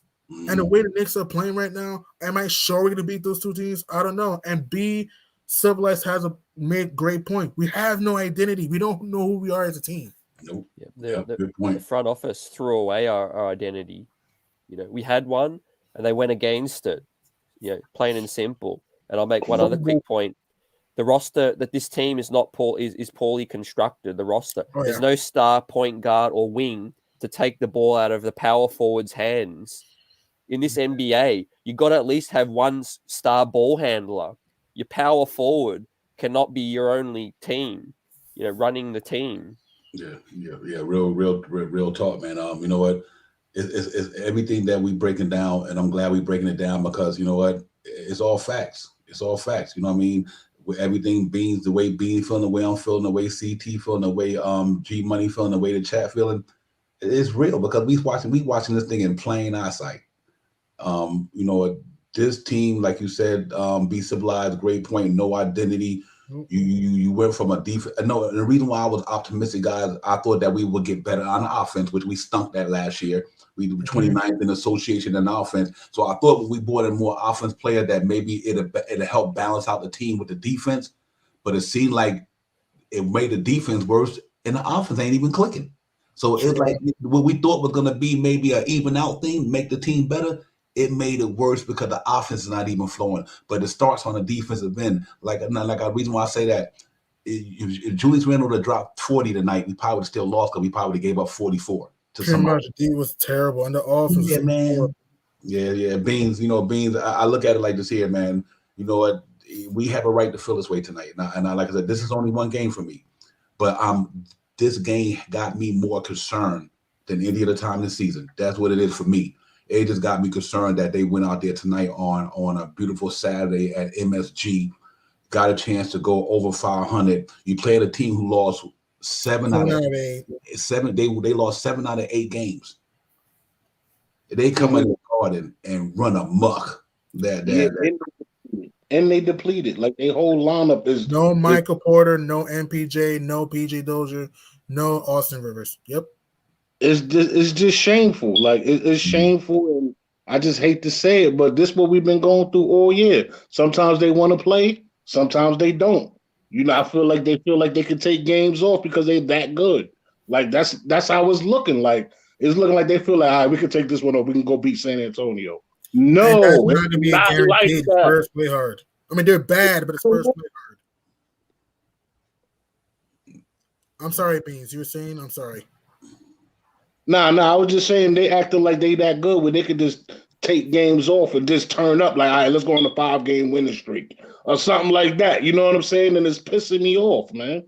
We haven't had a winning streak since October. Think about that. We haven't had a winning streak since October. Not even 2 in a row? Not even 2. We haven't had a winning streak since October. Not even 2 in a row. We didn't win consecutive games. We've been win, loss. Now we're in a 3-game slide. And like I said, I told you the road trip, San Antonio. I know the Spurs are bad, but we have lost to bad teams. We lost to the Magic twice. We barely beat the Rockets. It took Quigley and Burks to save us and Fournier to save us in that game. We have the Spurs. Is it a guarantee win? No. The Spurs play hard. No. And we haven't won a game there since 2014? We're in 2021. And then we go to Indiana. We struggle in Indiana lifetime. Even in the 90s, even though we won there at times, we up and down Indiana. Like the Pacers, remember, we beat them early in the year because we were locking up cats, holding the 10 points in the fourth. But the Pacers are going to look for revenge because they've been struggling their own close games too. And then we got to go to Toronto. Remember, they kicked our butt in MSG, and we haven't won a game in Canada since 2015. So it's like, I don't know. And when we come back home, we got Milwaukee, the champions, and then Golden State, who has been the best, arguably the best team in the NBA. So it's like, when are we going to break out of our slump here, man? Right. And they get Klay Thompson back. Yeah, but I don't know how Klay's going to look, though. I think he looks, though. Klay won't play in that game. He won't play in that game. Okay. Some issues started in the first 10 games, right? I said if we weren't 8-2 in the first 10 games, there's going to be problems because it was by far the softest 10-game stretch of the entire season. And we absolutely had to capitalize, and we didn't, Beans. Nope. At all. We didn't capitalize. Like you said, CT, you definitely said that. And it's like we've been limping ever since that 5-1. But you know what's crazy? Because even when we was 5-1, we seen this coming. We barely beat teams. Wait a minute. We won that? Like, we barely won that. The defense looking crazy. Yo, such and such. Now it finally caught up to us full circle. The Celtic game. Yeah, we won the game, but remember, we're up by 12, 3 minutes to 11 or 12, 3 minutes to go into double overtime. It got so bad. You know how Mike Breen says bang? He said bang to a Celtic opponent in the Garden. When you see Mike Breen say a bang for an opponent in MSG, you have a problem. Also, during the 5-1, we beat the Sixers by 13, even though they didn't have, Simmons, but, we beat the Bulls by 1. We were up 13 with 3 minutes to go, and it took RJ and Mitch to contest. I'll make this quick point before we move the ball. And even the Pelicans game, it took RJ to bear it again and save us. So we were up by 12 in the fourth quarter, and then the Pelicans put within 1 or 2, and then RJ saved us. So yeah, I don't know. Yeah, well, real quick before I let salute Soul Finger, I got Soul Finger in the building. Soul Finger 12, what up, my brother? Salute to you. Hey, what's going on? Salute to you, Divine CT Beans, my man, the living, walking encyclopedia, as man will call him G Money. Salute to the chat. I'm really at a loss of words. I try to be I'm a positive thinking, forward thinking guy. But I bought into some fool's gold. I'm not on that because I was saying 50. I was thinking we can get about 52 wins on the top side, low end 48 wins. Man, look, right now, I don't see that happen. There's no way it's not gonna happen. We're probably 41, 42 around that. Even less the way we're playing. Yeah, we need some of those. We need some of those dogs you got in the background. Ruff. Yeah. You know what? And it was interesting for me. The San Antonio game. Here's what you got to be worried about. Them dudes. Dejounte Murray is a dog. Oh, you mean DeJounte? DeJounte Murray is a dog. Listen, Devin Vassell can D up with the best of them. Mm-hmm. And can shoot too. Yeah, right. You got Lonnie Walker the third down there. You got Poe them centers down there, and you got one of the best coaches to ever do it. And Brian Forrest can get high. He likes playing. Absolutely, that was a great pickup for them from the Milwaukee Bucks. They got that off, and with the young boy who came out out of the draft that nobody thought they were going to take him that high, and he can get it too. Josh Primo. Primo, yeah. So we got to be careful about that game. But I tell you what though, man, and I'm with Soulfinger. I'm an optimistic brother. Y'all know me. I try to look at all the great things about the Knicks and try to not so much focus on the negative thing, even though they're there. But tonight was disappointing for me as a Knicks loyalist who love the Knicks, who always try to see the positivity in that team this year. Tonight, just today, I'm just talking about today, they stunk up the joint big time. Well, fellas, everybody, the problem is this.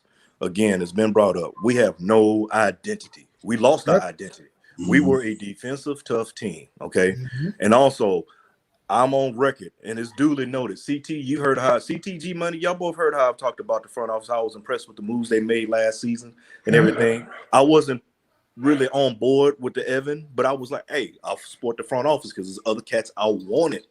Mm-hmm. I was looking at. We still didn't really address the issue with point guard. We didn't really get the way we addressed small forward, moving RJ there. We brought in Evan. I wasn't surprised because I know he was looked upon. They looked at him in the for a trade, but didn't pull the trigger. Look, man, the front office did drop the ball in the offseason. I'm not the only one that's saying that, and I'm on record saying how I follow front office because they're doing things that we never done before. And done things. However, when it came to free agency, we dropped the ball. We had a bag of money and just fumbled it. It's like Jack. It was like we tell you to go. Hey, I'm going to buy me a brand new luxury car, and I come back with a Pinto. You can't do that with the kind of money, man. And then on top of it, these cats are not playing together. They're not the team last year. They played together. They fought hard. It was effort from beginning to end. They like to play together. I don't see that. You don't even see the same kind of energy with this squad. I mean, last season, did you see anybody arguing on the sideline? No, they were happy playing with each other. They were fighting. There were no argument. They were playing within each other. They were unselfish. Exactly. This team right here, you can say they're selfish. This team right here, man, they don't play with a sense of pride, man, this season. Yeah, and G Money, just on that, what was the most iconic photo taken from last season? Was the one where Reggie Bullock in the middle with everybody surrounding him. Yeah, They got steal at the end of that game against Dallas, I think it was. This couldn't be any more further than that. And G Money, you brought it up because we beat Boston. I was happy, but I was seriously concerned, low key. I didn't say anything about it. The games we were winning, I was concerned because the defense was horrible, man. Not good. It was like a bucket. It was like a bucket with a hole in it, man. It wasn't stopping anybody. It was leaking all over the place, man. And it's not the team. And I was excited and I had expectations. My expectations were too high. I see that now. Because because I bought in, I was looking at it. And I was like, okay, we got shooting and all like that. We bring in Kemba. And I know Kemba's defense wasn't what it was, but what he could bring to the table as an extra scorer. And I knew what Evan can do. He can shoot the ball. And I'm looking at what he did in the Olympics that summer. He had a good summer. So I'm thinking it's going to translate to the team. No, man, it was a wrap. It was a wrap. Yeah, well, real quick, let me bring in my man, my brother from another South Gooner. What's good, brother? Salute to the panel, salute to the chat. What's going on? Devastating loss today. I'm 100% with Soulfinger there. I think I said it last time. I couldn't remember on which chat program, but we've lost our identity entirely. Last year, as bad as it is, or bad as it sounds, we were a one-man team. That is still an identity. However we want to, frame it, shape it, whatever. A one-man team is still an identity. I don't feel like we have an identity this year. I see Randall too often with his head up, looking for the pass or something, whereas last year he had his head down, he was going to the basket, and he was getting his points, he was eating. I feel like I was all on board with the whole Kemba, Fournier thing and everything, but I just feel like we've almost overcomplicated this rotation now to a point where no one sort of knows their own role in the team, and some players are looking to eat when they should be feeding others and vice versa. So it looks like a bit of a mess out there, to be honest. Yeah, so I'll pass it on to someone else. Can I lob this out there, fellas? Yeah, In the chat. man. What about, we playing now? You starting to see more Grimes. Look, man, I understand we got to win now, coach, and we're talking about development because we kind of going. Which direction are we going to go? Are we going to develop or are we going to win now? Which one is it? Okay, that's one. Two, you drafted these young guys, and granted, I was thinking, you can't, they're not going to get time because we got so many veterans ahead of them that's doing this, that, and the third. Well, cats ain't doing this, that, and the third. Put these young cats in. Give them some burn, man. Mm-hmm. Yep. If they may not be able to bring it all the way, they're going to make mistakes. I get it. But these young guys need to play because now we can't, before it was, well, we got, they can't get in because we got this person ahead and they're better. Well, obviously it ain't happened. What in the motto of Danny Green, we are what we thought they were. Their record's looking bad, man. Granted, we're still better than we were last year. I get that. But that was last year. I'm looking at this year. You know what I'm saying? This year, and the East is better this year. Yeah. That's what I'm looking at. I'm looking at this year. I don't care about, I want to build. Last year was a building block. Well, guess what? You know what that foundation did? It's got a crack in it now, man. And I'm just keeping it a buck. We drafted Deuce, and I've been on shows before talking about I like Deuce. I'm D Block. And I like Grimes, man. I love me some Grimes, or as I call him, Clay Houston. Beautiful shot. And you saw it today. You give that young cat some shots, give him a chance to do something, do a little shot. Better yet, it was proven. Najee. Okay, first of all, not against him. We got beat by a cat that's when I thought of Najee, I'm thinking about the cool jazz saxophone player. Right. I thought Dragon Ball. And the thing is that cool jazz saxophone name player with that name, the name after saxophone player, he gave us the business. But did you notice when Grimes got on him, those 3 times Grimes got up on him, he missed the shot. He couldn't do anything. See, I don't know what more this young cat got to do. It's more than just summer league. Grimes is a dog. McBride is a dog. And that cat Selden, I saw him in summer league. He didn't do anything in summer league. They brought him in. They said he's a veteran, blah, blah, blah. This, that, and the third. Man, get him up out of here, man. I'm just keeping it a buck. Yeah, real talk. You know what? I'll let Bean chime in after this because you know what, for me, we thought we were going to gain some offense. But I think we also didn't realize how the chemistry was going to be. One thing about that team, even though this is not last year's team, we didn't have to worry about whether we had to feed Alpha Payton to get shots. He didn't take shots from nobody. You know what I mean? You kind of knew his role. We knew Reggie Bullock. It wasn't like he's going to take shots from somebody. You knew that if Randall or somebody opened with that ball, you're going to find that man in the corner and let him just go ahead and stroke it. Yeah. You know what I mean? Now we got to find Fournier some points. We got to find RJ some point. We had to find Kimber some point. Now we got to find Burks. We just got too many guys who depend on having a ball in their hand all the time compared to somebody who that, I'm going to play off the ball. And people thought I was crazy when I said for Fournier, I'd rather start Obi Toppin. No, and I hear you on that. I hear you, Divine. And I'm going to tell you another thing, man. I know I'm going to probably get killed for this. I know I'm about to get killed for this. Hey, bro, I got my shirt open. I'm on the firing line for it. I've been a Mitch supporter, but I'm tired of Mitch too. I'm getting tired of Mitch. I understand. I understand that he, there's certain things that goes. He put the weight on. He's got to get in shape. He had the fluke injuries. Look, man. We do need. First of all, I was, the whole running it back, bringing Nerlens. Man, look, Nerlens has played a total of 10 games this year. I don't know if you realize that. 10 games. We're 22 games in the season? He's played 10 games. And I've been saying, give that man some BC powder. We need to give him some BC powder and some stick him for them hands. But man, look, something's got to give. Something's going to happen. Something has to happen, man. We're gonna, and I don't like throwing out trade, but because you want to stay within first of all, let's look in-house. We got talent. This kid Luka, I'm seeing these highlights and these numbers, and people putting it in the chat. People are going to the games and talking about this kid.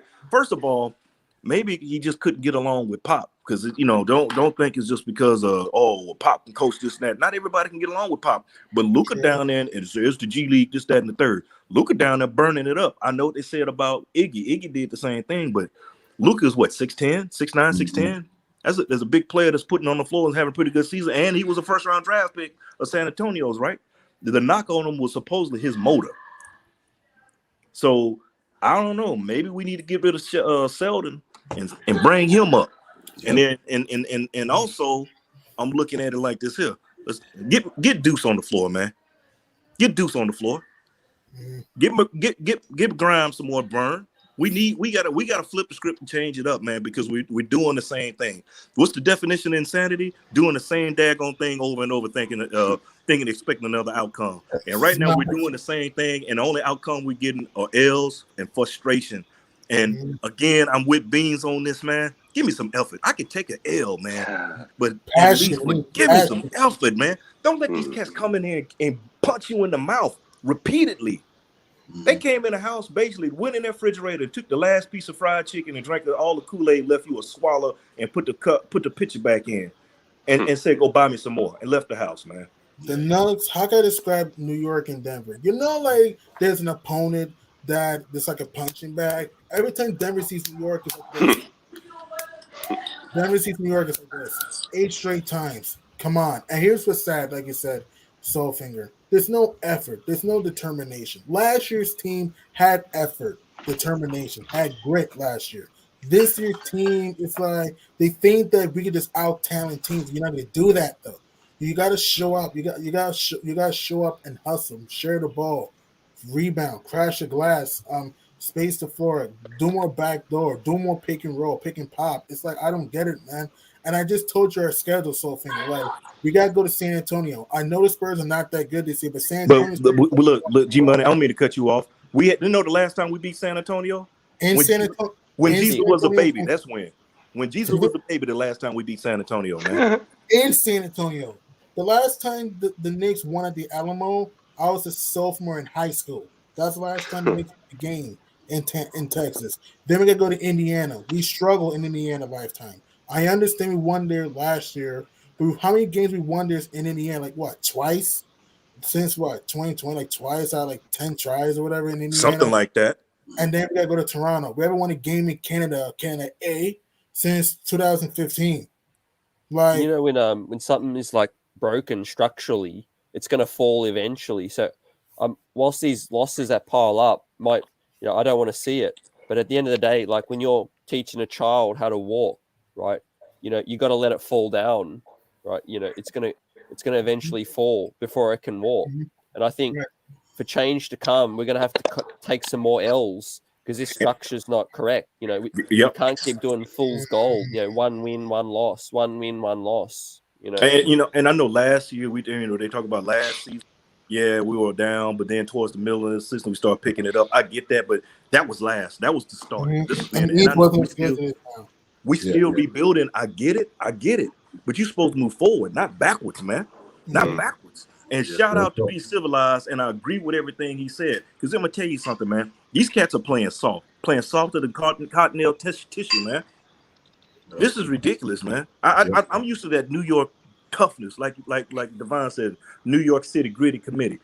You know what? I am a product of those when you had X-Man up in the Garden, when you had Mace and Oak up in the Garden, because you weren't gonna come up in there. Let me bring it out because normally I stay cool, but man, I'm frustrated, man. I'm tired. I don't blame you. I'm tired, man. I try to be positive about everything, man. Right. Life is too short to be negative. But when it comes to something like this, man, it's the effort, man. Like I said, I could take an L. You play, okay, Brooklyn, we got jacked. We got screwed, man, with bad calls. But you know what? You still got to overcome it. Mm-hmm. Chicago, you were right there. You had it. But to come up against Denver, and we were at home. We were at home. We wasn't in Denver with the air is always thin, and that's the excuse. Man, these cats mollywopped us, man. They skull drugged us. They're out by 30. This is ridiculous, bro. Yeah, let me let Beans and South Guna get in for. I don't want to keep them guys in the back, man. I'm glad Beans and South Guna, you can get your take in as well. Sorry about that. I was just gonna add this real quick. Y'all making great takes. I just wanted to add this real quick. It's like we got a bunch of dogs locked up in the cage in the backyard, but we can't let them out because we being led by a hot dog. That's one of them little dogs that look like the hot dogs, the long ones. You know what I'm talking? Yeah. And that really is Randall. And I feel like we being led by the wrong dog, and we not letting our real dogs out. And I ain't even gonna lie, man. I feel like we gotta trade Randall, man. That's what I feel like. We gotta trade Randall, man. He's not the right leader for this team. I'm rolling with you. I was rolling with you till that, and I'm gonna tell you why. For right now, he's holding it. He's our number one for now. We don't have that. But he's our number one. I know what people say, but he's not a number one. He's our number one for right now. The problem is, this is the problem. The chemistry of the team was messed up when you brought in certain players, the wrong players. The mark was missed in free agency, because the thing is you didn't get that point guard like we could have had to put with Randall. You didn't get him that wing to put with Randall and everything else. And the other thing is, I'm looking around now at it. He's forcing way too much. And he's playing outside the box and doing things he's not doing. Because last year he was hitting threes. This year he can't hit it. He still his threes are not falling. The turnovers, those are bonehead mistakes, man. I'm not going, like I said, I'm not gonna sugarcoat it for him. I'll call them all out. RJ, moving RJ to small forward was the worst thing ever. That was the worst. Can he play some small forward? Yes, he can. But that was the worst move ever. Okay, how about last season when the stocks were low on Cam Reddish? He was there for the taking. We could have got a Cam Reddish put on and brought in. And the other thing is, what we gonna do with Knox? Either you're gonna play him or get rid of him. We should never just trade the guy. Like Kevin Knox is just there to just, hey guys, But my thing is, this is my thing. At least you put him in one game, he did something. He's supposed to be a small forward, but don't even get on because we got Grimes. It's really ridiculous, man. I don't mean to hog the time like that, man. But this is me frustrating Vin, because I sit there trying to look at everything as a whole. I like to look at it from a tactical situation, from a tactical view. But right now, man, I can't see nothing, man. Nothing that's really, really going right. We need a point guard. We need a wing. We need that point guard. We need a wing. And I'm gonna tell you now, I've seen a lot of people putting this in here right now. This right here right now. And if we can't, and I'm kind of hoping, a lot of people have been putting it in the universe, and I'm hoping it come true. I hope we can get a Cat now. I'm on a mark. For some people say Cat is soft. I don't believe he's soft. I think Minnesota's making building that team or going to build around Anthony Edwards. It's just Cat's contract. But I'm gonna tell you now, if you want to, if there's a way you can get Cat and bring him to New York, well, hey, let's make it happen. Because I think Cat and Randall could actually work. Yeah, I think they work well together. Hey, Sal Goon, my brother, get in there, man. Appreciate your patience. Thank you. You've opened up a lot of points here. Firstly, the first one that pops into my head is that move from RJ. What have we done there? Last year I used to look and I'm like, okay, RJ at the 2, this is bully ball. Compare him to any other 2 in the league, and he's a big boy. We've already got an advantage there. Moving him to small forward, it's almost like we've lost that advantage automatically. Secondly, touching on the whole center rotation, I think I'm exhausted from mentioning Mitch's name because I see myself as quite a positive fan, but with Mitch, I don't see what other people see in 2020. Well, what's the date today? Today's date. Average player, man. And before I let you go, I'm sorry, Sooth Gunner. This is my point of why I tell people, even if Mitch was playing, we were not going to beat the Hawks or Sixers. This is the reason I'm talking about. Because, Mitch could defend, but he's a foul machine sometimes. And sometimes his head is not in the game. Sometimes he's an interior defender, but you can stretch him out from the perimeter sometimes, though. If we were to play Philly, right, let's do a what if. Let's say if the Knicks beat the Hawks. We're not going to beat the Sixers because Joel Embiid can, even though Mitch shut him down, is only in the regular season one game. But Embiid can stretch the floor. He can bang in the post. And also Danny Green, he can hit big shots for the Sixers too. He's a Nick killer too. So we were not going to beat Philly or Atlanta, in my opinion, even if Mitch was there, because one, he's inexperienced in the playoffs, and two, again, he's a good defender. He's a foul machine. I try my best to be positive too, but I gotta be a realist. I'm sorry, Sue. Your dad's how going to finish that's your point, brother. Yeah, that's the thing. Like, if he's not performing, then we're worried about if he's even on the court, half the time. So I think it's the inconsistencies that get me.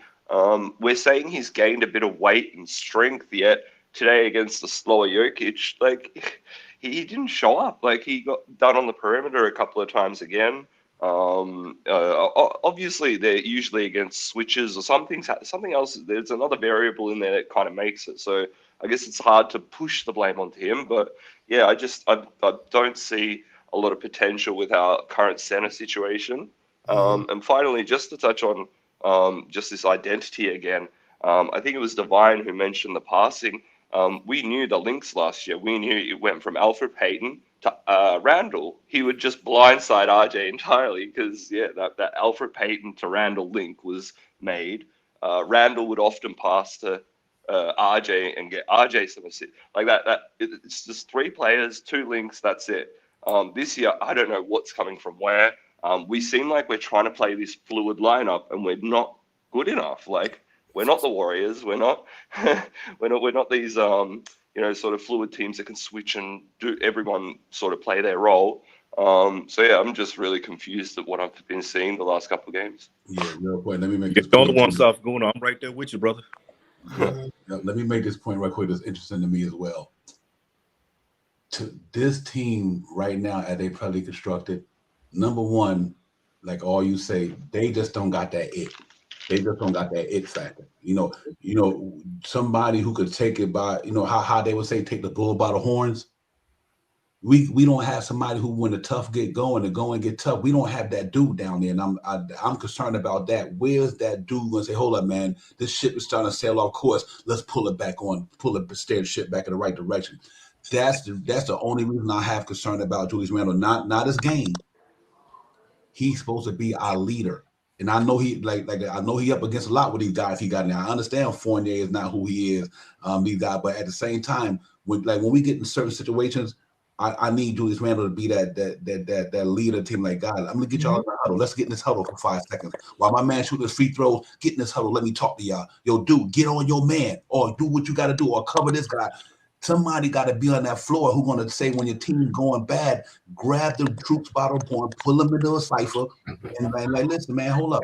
We got 2 minutes left of the game. If we do this, we do that, we should be all right. I don't see that on this team. I just don't see it. You know what I mean? And like I said, and I just think that's important when you don't have a leader out there verbally. Not by his how many points he could score, not how many rebounds he get. No, mentally, when your team is starting to go the other way, you can stop it and say, guys, listen, let's get this shit together. We going the wrong way. And I think that's an important asset to have on a lot of teams. I think this year where we messed up at is that we good in all this offense, but it messed up the defense per se. We're 19th in defense. Yeah, we thought it was going to even out. We thought that, well, we know we get better on the offense. We might slip on the defense a little bit, but damn, we didn't realize we were going to slip on the defense and the offense ain't clicking. Yeah, man. Faster, man. So, I say the is just crazy right now, bro. And your offense affects your defense. Mm-hmm. Oh, go ahead, Nah, I just the banana pill. That's all. But yo, I'm about to get up out of here. Devon, CT, good looking for the opportunity once again. South Gorner, Soulfinger, my guy. G Money, I know what it is. And I'll catch y'all next time y'all on. I know how we do, man. Buzzing. Nick Real Talk family. Holla at me. All right, brother. Peace. Thank you, bro. Hey, this is the other thing, though. When it comes to point guard, we need to start going after retreads, man. Yeah, or guys that are 30, 31 and past their prime. Yeah, we don't need to be bringing anybody any more retreads. And I was all for it, I'm being supportive of it. I'm just right now. I'm at my highest point of festivity when it comes to things, man. It makes no sense, man, for us to drop and fall off a cliff the way we did. We went from 4th to 19th in defense, man. We free agency, we lost. Like G.I. made a good point yesterday about how we fumbled the bag. G.I. and Jay Boogie made good points on how we fumbled the money with the bag. don't get it wrong. I love the Knicks, man. I bleed blue and orange day in, day out, man. Right. That's my squad. You know, I've been through the bad times, you know, and stuff. But it's just, we still got time to turn this joker around or save this ship from sinking. You know, a lot of folk looking towards the trade. That's 11 days away. I think we need to look within our own organization. I mean, they bringing in guys. You know, Denver used G League. A G League guy gave us the business, man. That makes no sense. Capazzo. How you get beat up on your home floor so much? That's the thing that can't stand. You're supposed to protect the house, man. Mm-hmm. Yep. Yeah, you will talk. Hey, so that's the disappointing thing to me. And like I always say, you don't let nobody come in your house and steal your stuff. You just don't let nobody do that. And look, man, look, I'm telling you, this off season didn't go. I tried to stay positive, but I still feel we really dropped. I was being positive about it. You can pull up any show I've been from man popping up on Freeze all the time. I'm always trying to be positive, but I support the team, and I may not agree with it, but I said, okay, that's the move they made. But one thing I've been jumping up and down on for the longest is that big wing. For one, I was jumping up on down. Shout out to my man DSJ Delano. I like the Harrison Barnes, Robert Covington, I've been saying Robert Covington. Maybe we can pry him loose. Yes. We had a chance to get Kelly Oubre. That was another one. That was somebody brought up another wing. We could have got a wing in the draft. We could have got Norman Powell. But okay, I'm glad you said that, G Money. I'm glad you said that, because Norman Powell and Gary Trent were free agents, right? Even though they were restricted. We didn't make a move to get them. We had money. I would have thrown the money. If you want to put RJ at the 2, at least bring in a guy like a Norman Powell. Norman Powell gonna get you buckets and play defense, man. Hey, I think real quick, CT, and I'll let you go. Them the guys that Tibbs had wanted. You know what I'm saying? That's what's so frustrating. Tibbs he liked Norman Powell. You know what? But I want to bring up this quick thing. You know what about the Knicks I would do right now? Because to me, I would start Deuce McBride at the point, move Alex Burks to the 3 or the 2, and put Fournier come off the bench for now. That's what I would do. Because I think Deuce McBride give us the best chance to stop these damn point guards in the league for doing what they doing to us. Bring that boy in there. He will be no different than having Elva Payton there to me. If you put McBride at the point, with a jump shot. Yeah, with a jump shot and that defense, them that arm length.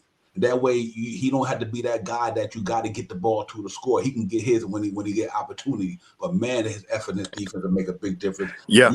You can put Fournier on the bench and if you or put Alex Burks back to the bench, whatever. But I do think I think they need to bring Deuce McBride in there right now, let him run the point guard from New York. I just think it's the best thing to do. And you know the thing about it though, fellas, Deuce is putting up numbers in the G League, man.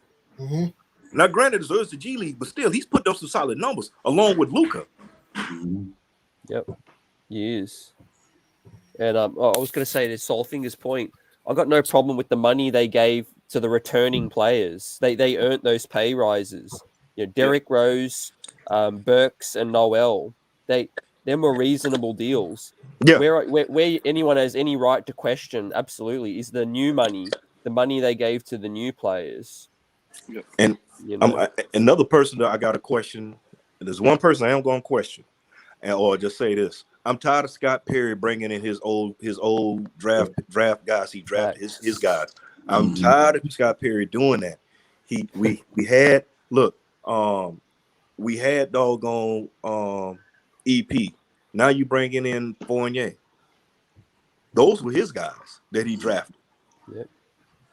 I don't want the Orlando Castaways. And the crazy thing about it is Evan actually he didn't draft him because Evan Fournier was with Denver originally. I want to say he started in Denver. He started in Denver and then made his way to Orlando. Yeah, he knew him still, but he knew him and he brought him in. Yep. Gave us some money too. I think he gave us some money. That's what. Now I was telling guys earlier, guys, and I'll let South Goon and G Money chime in real, and I'll let CT finish his point.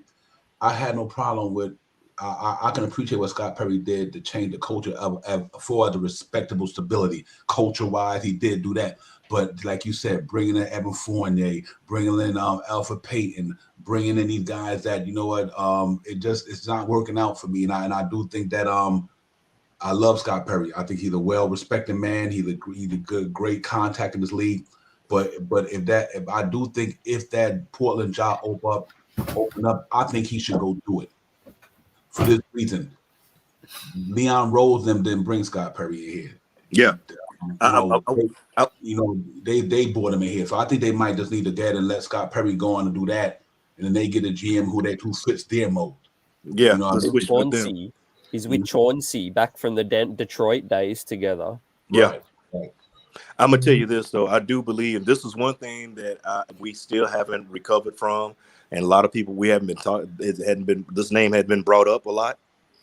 Losing Woody hurt us more. Sure. I was worried about that than we really realized. Woody going, and I'm glad he got his position to coach, but Woody was a key piece in our success. Because you notice when Woody left, the team didn't play the same. The team didn't play. It just wasn't the same without Woody. And Woody was that. And again, I'm gonna just say this must be like the curse of Woody. Because remember, Woody was the last time we had was it 53 game? We won 53 games. 54 when Woody was there. And then when we had Woody on the bench with us, we started winning. But then when Woody left, we weren't quite the same. I don't know what it is about us with Woody, but it just hasn't been right. Yeah, real talk. Yeah, G Money, brother. You've been patiently waiting as well. Appreciate that. You're welcome. You guys made some great points. And another reason why we've been up and down, it's like we just think that we could just show up and play. You can't just do that. You gotta play with pride. We gotta play with pride because it's like today's game showed to me that we don't show consistent passion. Even the Bulls game, I'm happy we made it competitive. However, why wait till you're down 21 to show heart against the Bulls? That's what I want to know. And in this game, right? The Nuggets, man, they just play free. They play loose. Denver just played loose. They shared the rock. They got into transition. Their pick and pop, their pick and roll was on point. Jokic, he took our lunch money. And as what Mike Breen said, Nikola Jokic terrorized Madison Square Garden. Terrorized the building. Threes, mid-range, dunks. Jeff Green has moments. Will Barn hits some touch shots. Campazzo, Najee. I don't know, man. It's like what's killing me about this Knicks team right here. We're not playing up to our potential. Okay, we're not. All right. The team is 11-12. We have lost 11 of our last 17 games, and like I said, we haven't had a winning streak at all since October. That's impossible. We haven't had a winning streak at all since October. And if you look at this 3-game road trip, what for sure when we're going to have? The Spurs, I know the Spurs are not that good, but they're going to fight. And like I said a million times, we haven't won a game at the Alamo in San Antonio since 2014. They got the Pacers. Even though Indiana's struggling, they're going to have that game in their back of their mind that, hey, we beat them, that the Knicks beat the Pacers and at the Garden, it'll come out with fire. And then we have the Raptors. Even though Toronto's not that good, Toronto kicked our butt early in the year. The problem with the Knicks is that they got to find continuity. They got to find an identity, and they got to find a way to get guys involved. To me, the Knicks last year were unselfish. They had no ego. They get guys involved. Everyone played a part. Randall found his strengths. So did RJ. Everybody did. This year, I'm not seeing it this year. RJ was bad in my opinion. Randall, he had no impact. I don't care about his 24 points. You scored points when we were getting thrashed. Come on. Evan Fournier is too streaky. He's too inconsistent for me. And I don't know why some new fans think that we're going to be this and that. Look, I picked before you were going to win 45 games. The way this team's playing, we might even be at 500, the way we're playing right now. And I'm saying this now. The trade thing, I'll wait till like February. But right now, the roster right here, man, it's not working. And before I pass the ball to you, Divine, we need to find that intensity, that passion, that character, the heart, the determination. We're not showing that. Too many guys who go to MSG all of a sudden, they don't fear. Mike Frazier made this great point. no one fears the Knicks at MSG anymore compared to last year or years past. No one fears the Knicks at MSG anymore. Yeah, good point. Hey, South Guna, I'm gonna bring Tricky in. South Guna, talk to me, brother. Yeah. Look, I'm right there with G Money was on the point with everything he said. I'm actually looking back here. So last year I feel like we're a team that was trying to like initially trying to find its identity and then sort of fell into it. Made the Magic. We were 8-7. They were 4-11. We lost 98 to 104. This game was very strange for me. I was watching it live. I was trying to jump on the podcast back then, but I was got inundated with work and stuff. But it was the first game I saw Randall play a funny game. Like he was looking to dish the ball more often than not. He was looking. It was almost like he got instructions from Tibbs or whichever coaching staff member to involve more players and not to finish off more plays. And I feel like ever since that game, what I've seen is a different product to what I was kind of seeing the last, say, 18 months or so, including last season. Since that game, I just don't understand what's happening with that almost like the distribution of the ball and what our intentions are with it. Because if we're a team that moves the ball, then Randall should be doing that, constantly. But it seems like one game we're a team that moves the ball, the other game we're trying to defend. And I never like the sort of teams that cater for their opponents because usually they're not a championship pedigree team. Championship pedigree team goes onto the court with their identity and imposes that identity onto the other side. We should not be a reciprocal sort of team. But yeah, punch that back onto one of you boys. Yeah, Tricky, give me a Knicks thought, brother. One word, humbled. Like, I'm humbled. If you think about it, we go back to last season. It was the second half of last season, a shortened season, until the playoffs, before the Atlanta series, where we actually had like an identity as a team. Atlanta tore us apart. We're coming in here with new guys, and Mitch, I mean, he's not locking down anybody. He's not closing out on threes. He's getting his blocks. He's good in the paint, but we got to have a two-way center, in my opinion. I'm humbled. I think to piggyback off of what my guy was saying was he said we're not playing up to potential. My problem is I think we overplayed potential last year, and we don't realize how much more work we have in front of us. That's why I say the word humble. I'm humbled. I think this team, we created more depth this year, but at the same statement is like we don't have a star. Julius Randle is a 2A guy. He's not a 1A. He's not a 1B. He's a 2A. We just don't have that in New York, and I think Knicks fans need to recognize this and just be humbled a little bit. Be okay where we're at. Let's not throw fire to Tibbs, throw fire to Rose, throw fire anywhere.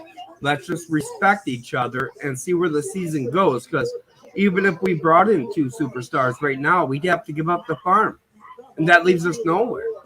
So we're building. In my opinion, we're a building team right now. And I also did want to just say one thing, and I'm going to leave quickly again. IQ today did not play well. Well, it's garbage today, yeah. And Obi, all these people out there saying Obi should replace Randall are dead wrong. Obi is a transition power forward. He is an athletic guy, I agree, but he is not a guy you want down on the block to bang against some of these bigger guys. And so to me, you got to give Obi a year or two, and maybe he can do that. Let his body build up a little bit. Randall right now is the guy. Let's get off Randall. Let's get off Rose. Kemba, the Kemba move, I'm going to say, like, I didn't disagree with it, but with the Kemba move, the only problem I had, hey, when we're losing almost by 30 today, why not try him? Why not bring him in? Just give him a couple minutes. See if we get a spark on offense or something. And the last thing I want to say is, you guys in the chat, I love you guys. Hit those likes, subscribe to Nick's Real Talk, to CT, the streets are buzzing. Salute G Money. Thank you, Soul Finger. Salute Dylan. You just coming in, South Gooner again. You know, I love your show. Do what's right. Hit the likes. I know we lost. We're 11-12, and it seems like a bad year, but we got to remember we're 27% into this season. We are 11-12, and the word I want everybody to remember tonight is be humble. Humbled about this loss. We aren't as good as we thought we might have been starting 5-1. We're not. Right. And Thank you, my brother. Great point, great take. I appreciate that, man. I'm real good. Shout out. Good insight. Shout out to Trick, man. Tricky Nick. Those are good points right there. You know, like you said. I'm like I said, I'm frustrated because the talent is there. These cats got to play better. We don't have the right. We don't have all the pieces, and I know they don't want to say it, but we're rebuilding still. I get it, but I'm with G Money on this and everybody else. Play with passion, play with pride, play with energy. Just don't get disrespected like that, man. And my thing and other things, man, play them young Thundercats we got on the bench, man. Because I saw Sims. I mean, Sims still sick. Okay, cool, but man, we got to get the young guys in there on that floor to help. Yeah, facts. So we need their energy, bro. We need their energy and their passion, because I think these guys, the older guys, are the more experienced guys. I guess I would say they done been through this so long. So when something like this happen, they like, I've been through this before. You know what I mean? They might don't have that right attitude right now with the way we losing. Because normally you want guys who are like, you know what? Like I was saying earlier, you need why Fournier or Julius Randle or Alice Burks don't get them cats in the huddle. Stop the bleeding. You know, that's what leaders do. You know, that's what leaders do. Leaders don't only score points, guys. They don't only rebound the ball. Leaders guide people. It's a difference between a leader and a follower. A leader leads your team. A follower will follow behind you to do what you ask them to do. Who's that leader on a team that's going to pull these troops together in the midst of a battle and say, listen, these dudes are whooping our butt. We need to catch it. We need to get ourselves together. I don't see that, and I think for me, a man who's been watching basketball over 50 years, you know, you see a Patrick Ewing, or you will see a Kobe, or you will see let's not even say superstar. You got somebody who got a guy on their team that will pull them cats together. So listen, man, they kicking our butt. We got to stop this here. I mean, that was Joe Dumars in Detroit. Right. We don't have that guy, CT, and I just think that that's what's kind of disappointing to me right now. Whereas we don't have that one guy who can pull the troops together when they're in the midst of a battle and the other team they're beating us. You know, you're going to go in a foxhole with guys, go in there with some guys who are going to be able to battle with you, and I just don't think we got that right now. Yeah, I completely agree, and I keep going back to my roster construction. You know, to me, this is a guards-driven league association, guards wings-driven association. I don't think a team, barring KD or Giannis, can go far with a power forward as their best player. You know, you need someone that can dribble, ball handle. RJ Barrett doesn't have a dynamic, handle yet. We don't have a point guard to put the ball in their hands outside of Derrick Rose. You know, so if you look at it, we are probably one of the worst backcourts in the association in a guard-driven league. So we're seeing what we're seeing. You know, we can't go any further without better guards or wings. Yep, I agree with you 10,000%, CT. And the crazy thing about it, we got all these assets sitting in there. As I said, we got this little war chest. Why? Maybe they are. We don't know. We'll find out in another 11 days. Until from December 15th to what? February 10th, is it? Or is it February 10th, the end of the deadline? I think about the 10th, some of that nature. Something like that. Well, we got all that time because you got some teams with some young point guards just sitting there on the bench. you know, that are possibly good. I mean, I got a list of young guys I would like to get, you know, but you know, that's just me. But I, you know, we get a young point guard, not just a young a point guard, a young point guard with a little size. I don't want a munchkin at the point guard again. Nothing against it, but we don't need any munchkins. Guys, it would have only took $8 million to get a Patty Mills in here. Why the heck was that move not even explored? Yeah, you know, and then he goes to Brooklyn instead. He's hitting big shots for the Nets too. Yeah. Hey, Sal Goon, let me ask you this question. Do you think the Kemba Walker benching could have effect on what this team is doing? Because I think, do you think that sent a bad taste to the guys in that team mouth that, you know, we benched this guy and we brought in this guy? Do you think they might be feeling that in a sense where, you know, I don't know if that's the reason why they're losing, but it could have effect on the way they're playing, because to take Kemba Walker out of that lineup, knowing he just got here, one thing to take him out, let him be a backup player. Just to totally take him out of the rotation. I get it, they want to save him for injury because they probably don't want him to get injured and they want to move him. But do you think that might have had a psychological effect on the way the team is by seeing that move being made?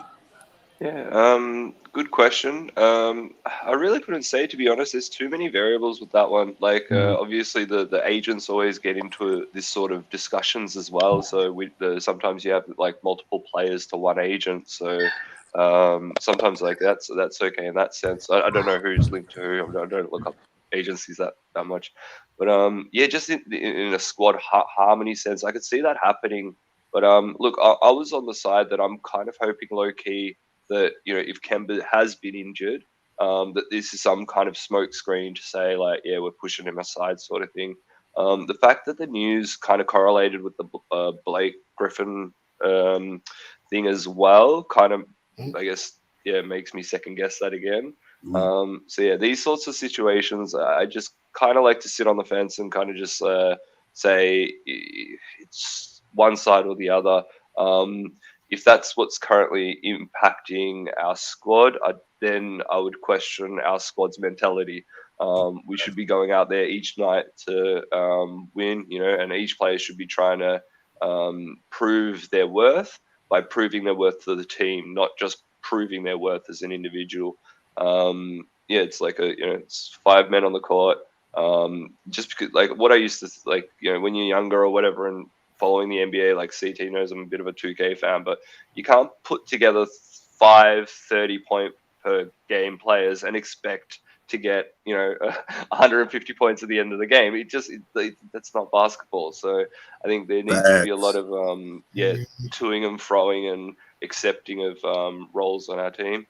Yeah, that's my stance on the situation. I'm gonna bring in G Money and CT, but that's the reason why the only knock I had on what we did this year when we constructed the team. We have 4 guys who can get buckets and knock them down from anywhere. But at the same time, it's only one basketball. Right. You know I mean? And I think that's the only reason I had a problem with, other than I liked it that we brought these guys in, because I thought they all can shoot the 3 ball pretty well at a high percentage. But I did think that it was only one basketball, and that's why you need the guys like Alpha Payton and the Reggie Bullock, because they don't demand the ball. They just, like, you know, they get the ball in their spots and they make it happen. But I do believe this here. I do believe they need to bring Deuce McBride in there and let him start at the point guard spot. I think right now in New York City, we need a defense stopper on that point guard position.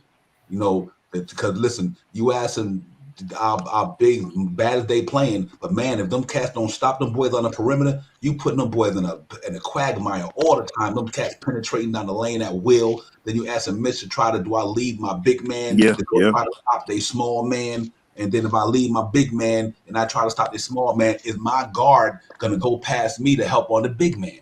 So it's like, you know, if Mitch come out to stop a point guard for penetrating, that point guard who's on the defense end, then you go past and try to make sure that this guy don't pass the ball to the big man. So I think we lack in defense credit for the point guard position and the wing. I think Evan Fournier and Alex Burks is better than Kemba Walker, but I just think that we got to get somebody who can play on that perimeter. And I think it's time to get a young, energetic young man like Deuce McBride. Put him in there. What do you got to lose? This plays defense. We got smoked today on a defense end. Smoked the other night on a defense end. 118 to DeRozan 34. Levine 27, Vucevic 27. I mean, excuse me, Vucevic 30, Levine and DeRozan. No, Vuce had 27, 27, 34. Yeah. And That's what we losing at. We losing on that defense end because I do think offense come and goes, but like Tibbs say, defense goes all the time. All the time. Yeah, if you play 100, if you play 48 minutes of defense, you always got a chance to be in the game. And I just think that, right now, I'm glad that we can come on these panels, man, and talk this Nick talk. And the good thing I'm happy about that we come up on here, win or lose, we up in here. And we up here a lot of times we try to be optimistic about our team. We want these teams to do good. But tonight, man, I'm gonna tell you something. Ain't nothing optimistic about that for me tonight. Everybody get an F. Yeah, I'm with you on that. I'm with you on that. And especially with the thing. And I know I said I'm tired of Mitch because I need Mitch to bring more. Mitch, and I said, I know you got to play back in shape. You had to end the foot and all like that, but you got to bring more. But Vooch killed him. And I know the Joker is the Joker. Right. But when you playing these centers, these fives that can stretch the floor, you know what you're doing. Why are you retreating underneath the rim? You need to be out there on them. Mm-hmm. That's what I can't understand. But it does go back to our guard play because, Mitch does get caught in no man's land. But it's not only, it's just overall defense effort, overall, everybody. Because and this is not Randall slander. I'm not beating up because I don't say much about Randall or what he does, but I'll call it like it is.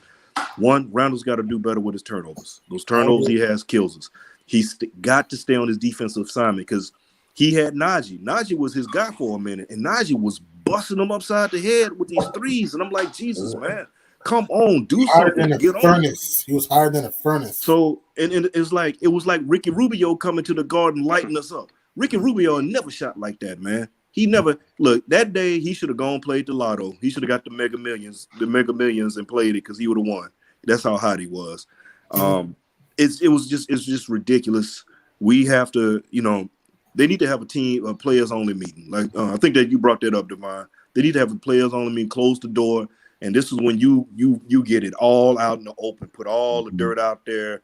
Call everybody everything but a child of God, and you put it out there on the floor, and then come out of that room. Leave what's been said and get it together because it's time to get back to business and get your identity. The New York Knicks supposed to be a defensive team, right? Not. I don't even know what to call it. What this I don't know what to call it right now. Besides being softer than cottonelle tissue, man. Mm-hmm. Yep. Shout out to CT for that bit of information as well in the chat. Sorry, Sophina. Oh yeah, wow, yeah, you're right, man. He's shooting abysmal, 23%. This will be a step in. It's going into your third year, RJ, bringing it to the next level. This was your third year to say, okay, you know what? This is time for me to go and get this thing. And I think I hope this young man get. I hope the whole team get together. I mean, like I said, I'm gonna stay. I'm not gonna jump off the ship. Yeah, I'm with you on that. Yep, but we better get together. Like I told CT the other night. When we were 11-11, which was last night, like these next 5 games, if the Knicks go under 500 the next 5 games, blow it up. Yeah, I wouldn't do a hard blow up, Devon, but I'll do a soft blow up. I'll do a soft blow up in the 2 spots I'm looking at: point guard, small forward. And what I mean by that is, see, this is the thing. Tibbs kind of put himself in a. It's almost, I don't know how true it is, but it does look like Tibbs is showing the front office. You gave me the wrong point guard. Mm-hmm. This is what I have to do. But you can't blame everything on Kemba. You can't. It's not on the plane. But the thing is the crazy thing is when you talk about RJ and his shooting, RJ looks more comfortable with the second unit. Mm-hmm. If you look at it, he looks better with the second unit. Why the second unit? They play quick. The second unit.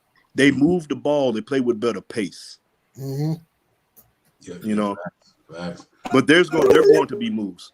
I refuse to believe that we don't make any moves this trade deadline because we only traded for one player, and that was D Rose. We haven't done any kind of trades except in the draft trading backwards. So they're going to be moves. I expect us to answer a couple of those situations. It's going to be interesting because, like I said, if we lose 2 more games. Oh God, it's gonna be bad. We probably will because Golden State. We better. That's a loss. We're not beating the Warriors. The Bucks, even that could be a loss because That can be lost. The Spurs, I would say that's a win, but I don't even know anymore. Because here's the thing. I'm sorry for interrupting everybody. I'm sorry. Just want to make a quick point. Because the Spurs, like I said, even though they're not a good team right now, they're a team that plays hard. And like I said a million times, we haven't won in Texas since 2014 in that building. Then we got the Pacers. They're going to try to get revenge. And then we got the Raptors. We haven't won in Kansas since 2015 in that building. Yeah. Man, like I said, us beating Golden State in this current state that we're in, we still a better chance in a blizzard in a tank top, man. Pretty much just. And Steph Curry, the way we defended, this may sound crazy. Don't be surprised if Steph Curry drops 50 or 60. Don't even be surprised if Steph Curry breaks an NBA record in most leagues. Well, it's funny. It's funny you say that, G Money, because he's up for I think something about something he's in a running for to break a record, and they predicted he was going to do it against us. Oh, he'll do it against us. Maybe he's gonna break it and set it in ways. Maybe he might even break it before that, but the way we defend, he might even break it in MSG, and who knows? Maybe Kevin Harlan and Reggie Miller might see it firsthand, commentating the game. Let me let Tricky one to get a point in about his Wolverines real quick, and then I'm gonna go around the panel for the closing thought. Because CT, the streets are buzzing. 9:30, we be on there again in 2 hours, getting it popping. We can refresh our mind. Let's get back in the building tonight against with CT, man. We get down there in the streets of buzzing tonight, and I'm glad we had this. I had the show. We can voice our opinion, express our anger, our upset, not anger, but our disappointment. Let me read the right word there. We needed an event today. You know what I mean? We needed an event today because this was a bad loss, bro. I'm telling you, I'm a Knick homer. I'm a Knicks, and I love the Knicks. I mean, Knicks is a way of life for me. Just like I put on my socks, the Knicks is part of that culture for me. So it's somebody. It was like today. I went out there, and man, where I ran out of mouthwash. Somebody don't have it. I'm pissed.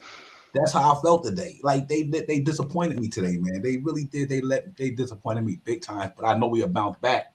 But I just think that we gotta shuffle this thing up while we got these 3 days off. Shuffle this thing up, move the deck of cards around, slide this card there, put an ace of spade on that side, put one on that side. But I think that first ace gotta be, we gotta break that starting lineup some way. I don't care which one y'all, they got pick your poison between Fournier, RJ, and Burks.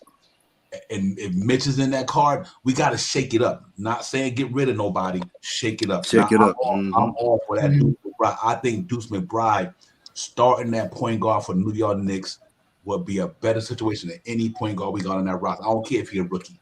I think because of his tenacity, the way he plays defense, the way he competes, we don't have that in that starting. Not even about the points. I don't care if Deuce McBride give me Alpha Payton points.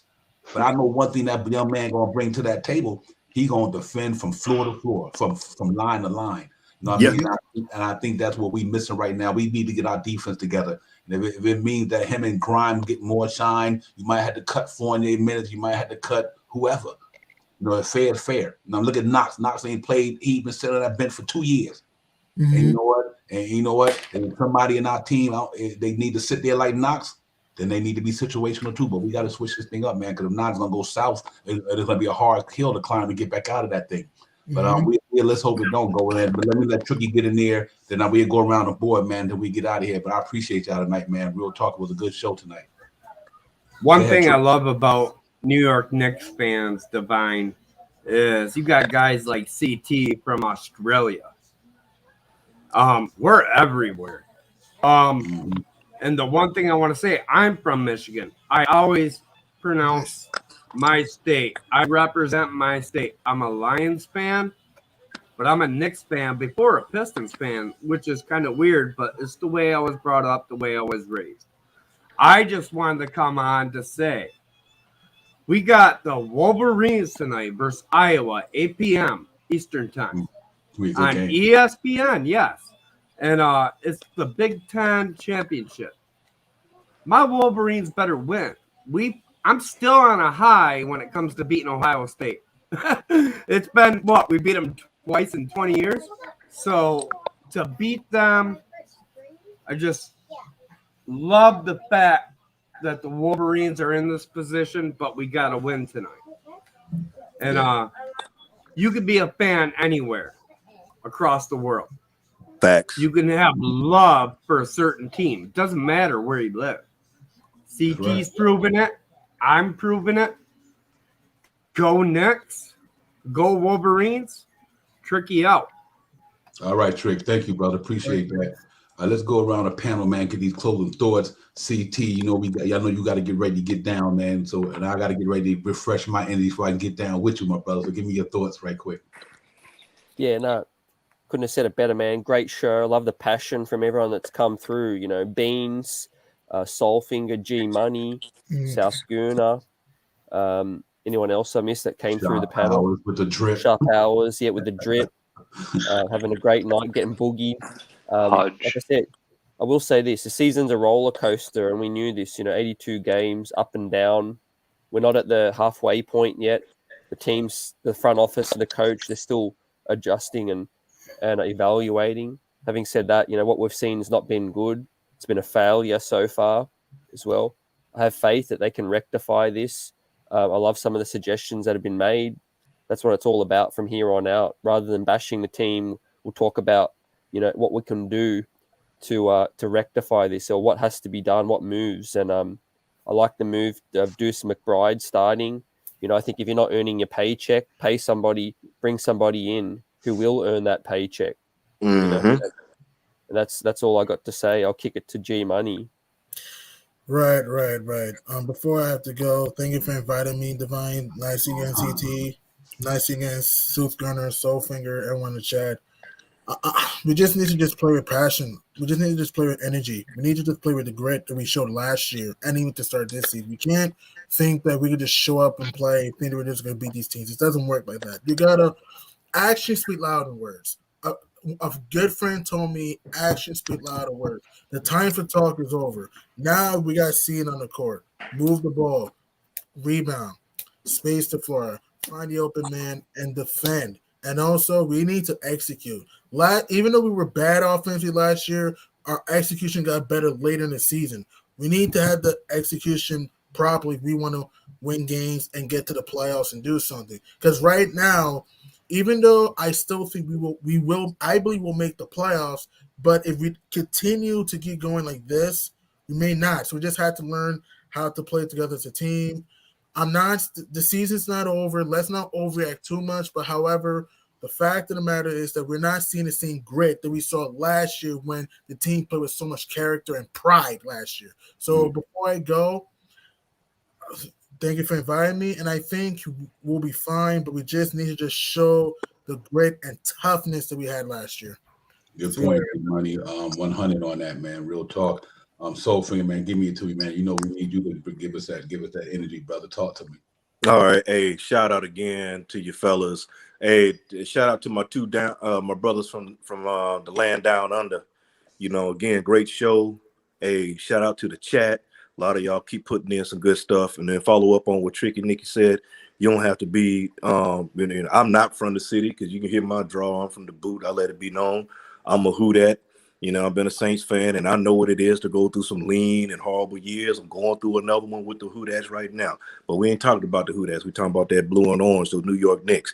And I've been through the wasteland, through that Knicks wasteland where we were downtrodden and everything else. But I'm going to tell you this here. The Knicks got to start, as G-Money been saying, that one word, passion. So they need to play with the two Ps, passion and pride. They need to follow those two Ps. But the other thing they need to do is follow the six Ps. As not only as a team, but as an organization. Proper planning prevents piss poor performance. That's what they need to do with them six Ps right there. It's still enough time for us to turn this ship around, patch those holes in this leaky bucket, and get it going. Cats got to look in the mirror. That's where a lot of us got to come from. They got to look in the mirror. Look in the mirror and see what you're doing. Don't call out anybody else before you call out yourself. For one. Two, play the young Thundercats we got on the bench. Grimes, Deuce. You know, we need to see Deuce. We've seen what Sims can bring more to us, the energy. Because you know what you Divine was saying earlier about that one guy, the energy you can bring.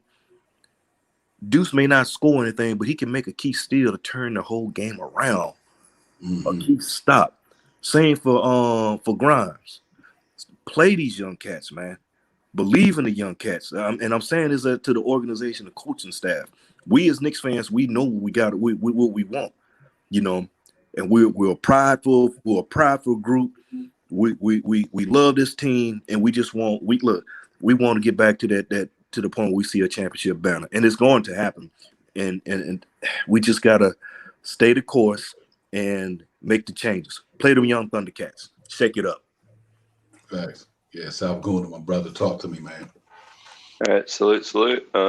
Yeah, I think I'm on board with everyone. It's a trim, not a full blown haircut. It's a patch job, not a rebuild. We saw what the Hawks did last year with a small change with the coaching staff, and then they blew up. I think we're on a similar trajectory here. We need to find out where the leaks are and patch them up. So yeah, onwards and upwards, and hope to join you guys on a CT show later. Yes, sir. Yes, sir. South Guna, Soulfinger, G Money, Shaw, Baked Beans, all you, man. Appreciate y'all coming in tonight. Great show. Salute to the chat. Y'all already know where it's at, man. You cats keep them thoughts coming, man, because y'all, like I said, y'all make the show. The show don't make us. Y'all make the show, man. Be civilized. Thank you for the great commentary on the chat, man. Tricky Nikki, thanks for coming in here. Appreciate you, D Ross, everybody, man. Listen, Pudge, nice. You know, all you guys, man. I appreciate y'all on a down night like tonight, man. Y'all coming here and giving us y'all input, and Ron, Roll Brown, salute to you. Ghetto Intellect, you already know my man, salute, man. Appreciate you coming aboard the chat today. You know, and it's a tough thing tonight, man. We'll get it together though. Will Smith was in the chat earlier. Amani, salute to you, man. Thank you for coming in here on the Knicks Real Talk today, man. We just got a brother Shaquille, if I'm saying it right, Sunflower. Thank you, my brother, for coming in here tonight. Today, man, excuse me, everybody, man. Let's keep it going, man. And you know, this was vent day. This was the vent stream today. We just want to vent today because we were disappointed the way our team performed today. You know, and you know, and being that we done lost 3 games in a row is it's understandable, man. We just kind of, you know, we disappointed in Nick Lamb because we thought our team should have came out there with a gallant effort today. And if you're gonna go down, fight, man. Don't never go down getting punched in the mouth and not be able to take the punch and get back and throw your punch back when it comes to playing basketball. And I do think that today the Knicks got punched in the mouth and then they didn't punch back. And we lived the fight another day. We got 3 days off, man. We get a chance to sit down and try to circumvent all this craziness that went on the last 3 days, and you know, try to get all the negativity out of their system over there at the team. Have a team meeting or something. Go to the movies, watch a movie together. I don't know, do something. But they got to figure a way to get this shit turned around before it sails out of course. And that, you know, we go in the direction that we thought we were going to go. But I'm confident that we'll get it back. And I think we'll be all right, man. And we're going to be on the streets of Buzzing tonight, man. I know CT got a lot to chop down there. We'll be down there getting it popping. CT, man, we get it at 9:30 tonight. Thank y'all for coming in tonight, man. Salute to the chat. Salute to everybody out there watching. I know everybody down and out today because of the loss. I know, but it's not about the loss to me. It's about the way we lost. That was disappointing. But other than that, we lived to fight another day, man. So that's, you know, we 11-22. You know, we got 59 games to go. We just got to turn this thing around, you know, and I think we will. I'm confident we're going to try to keep fighting and scrapping and grinding. Until then, Knicks Real Talk, the streets of Buzzing. We'll see y'all tonight, man. And salute to the chat. Peace, man. We talk to you later.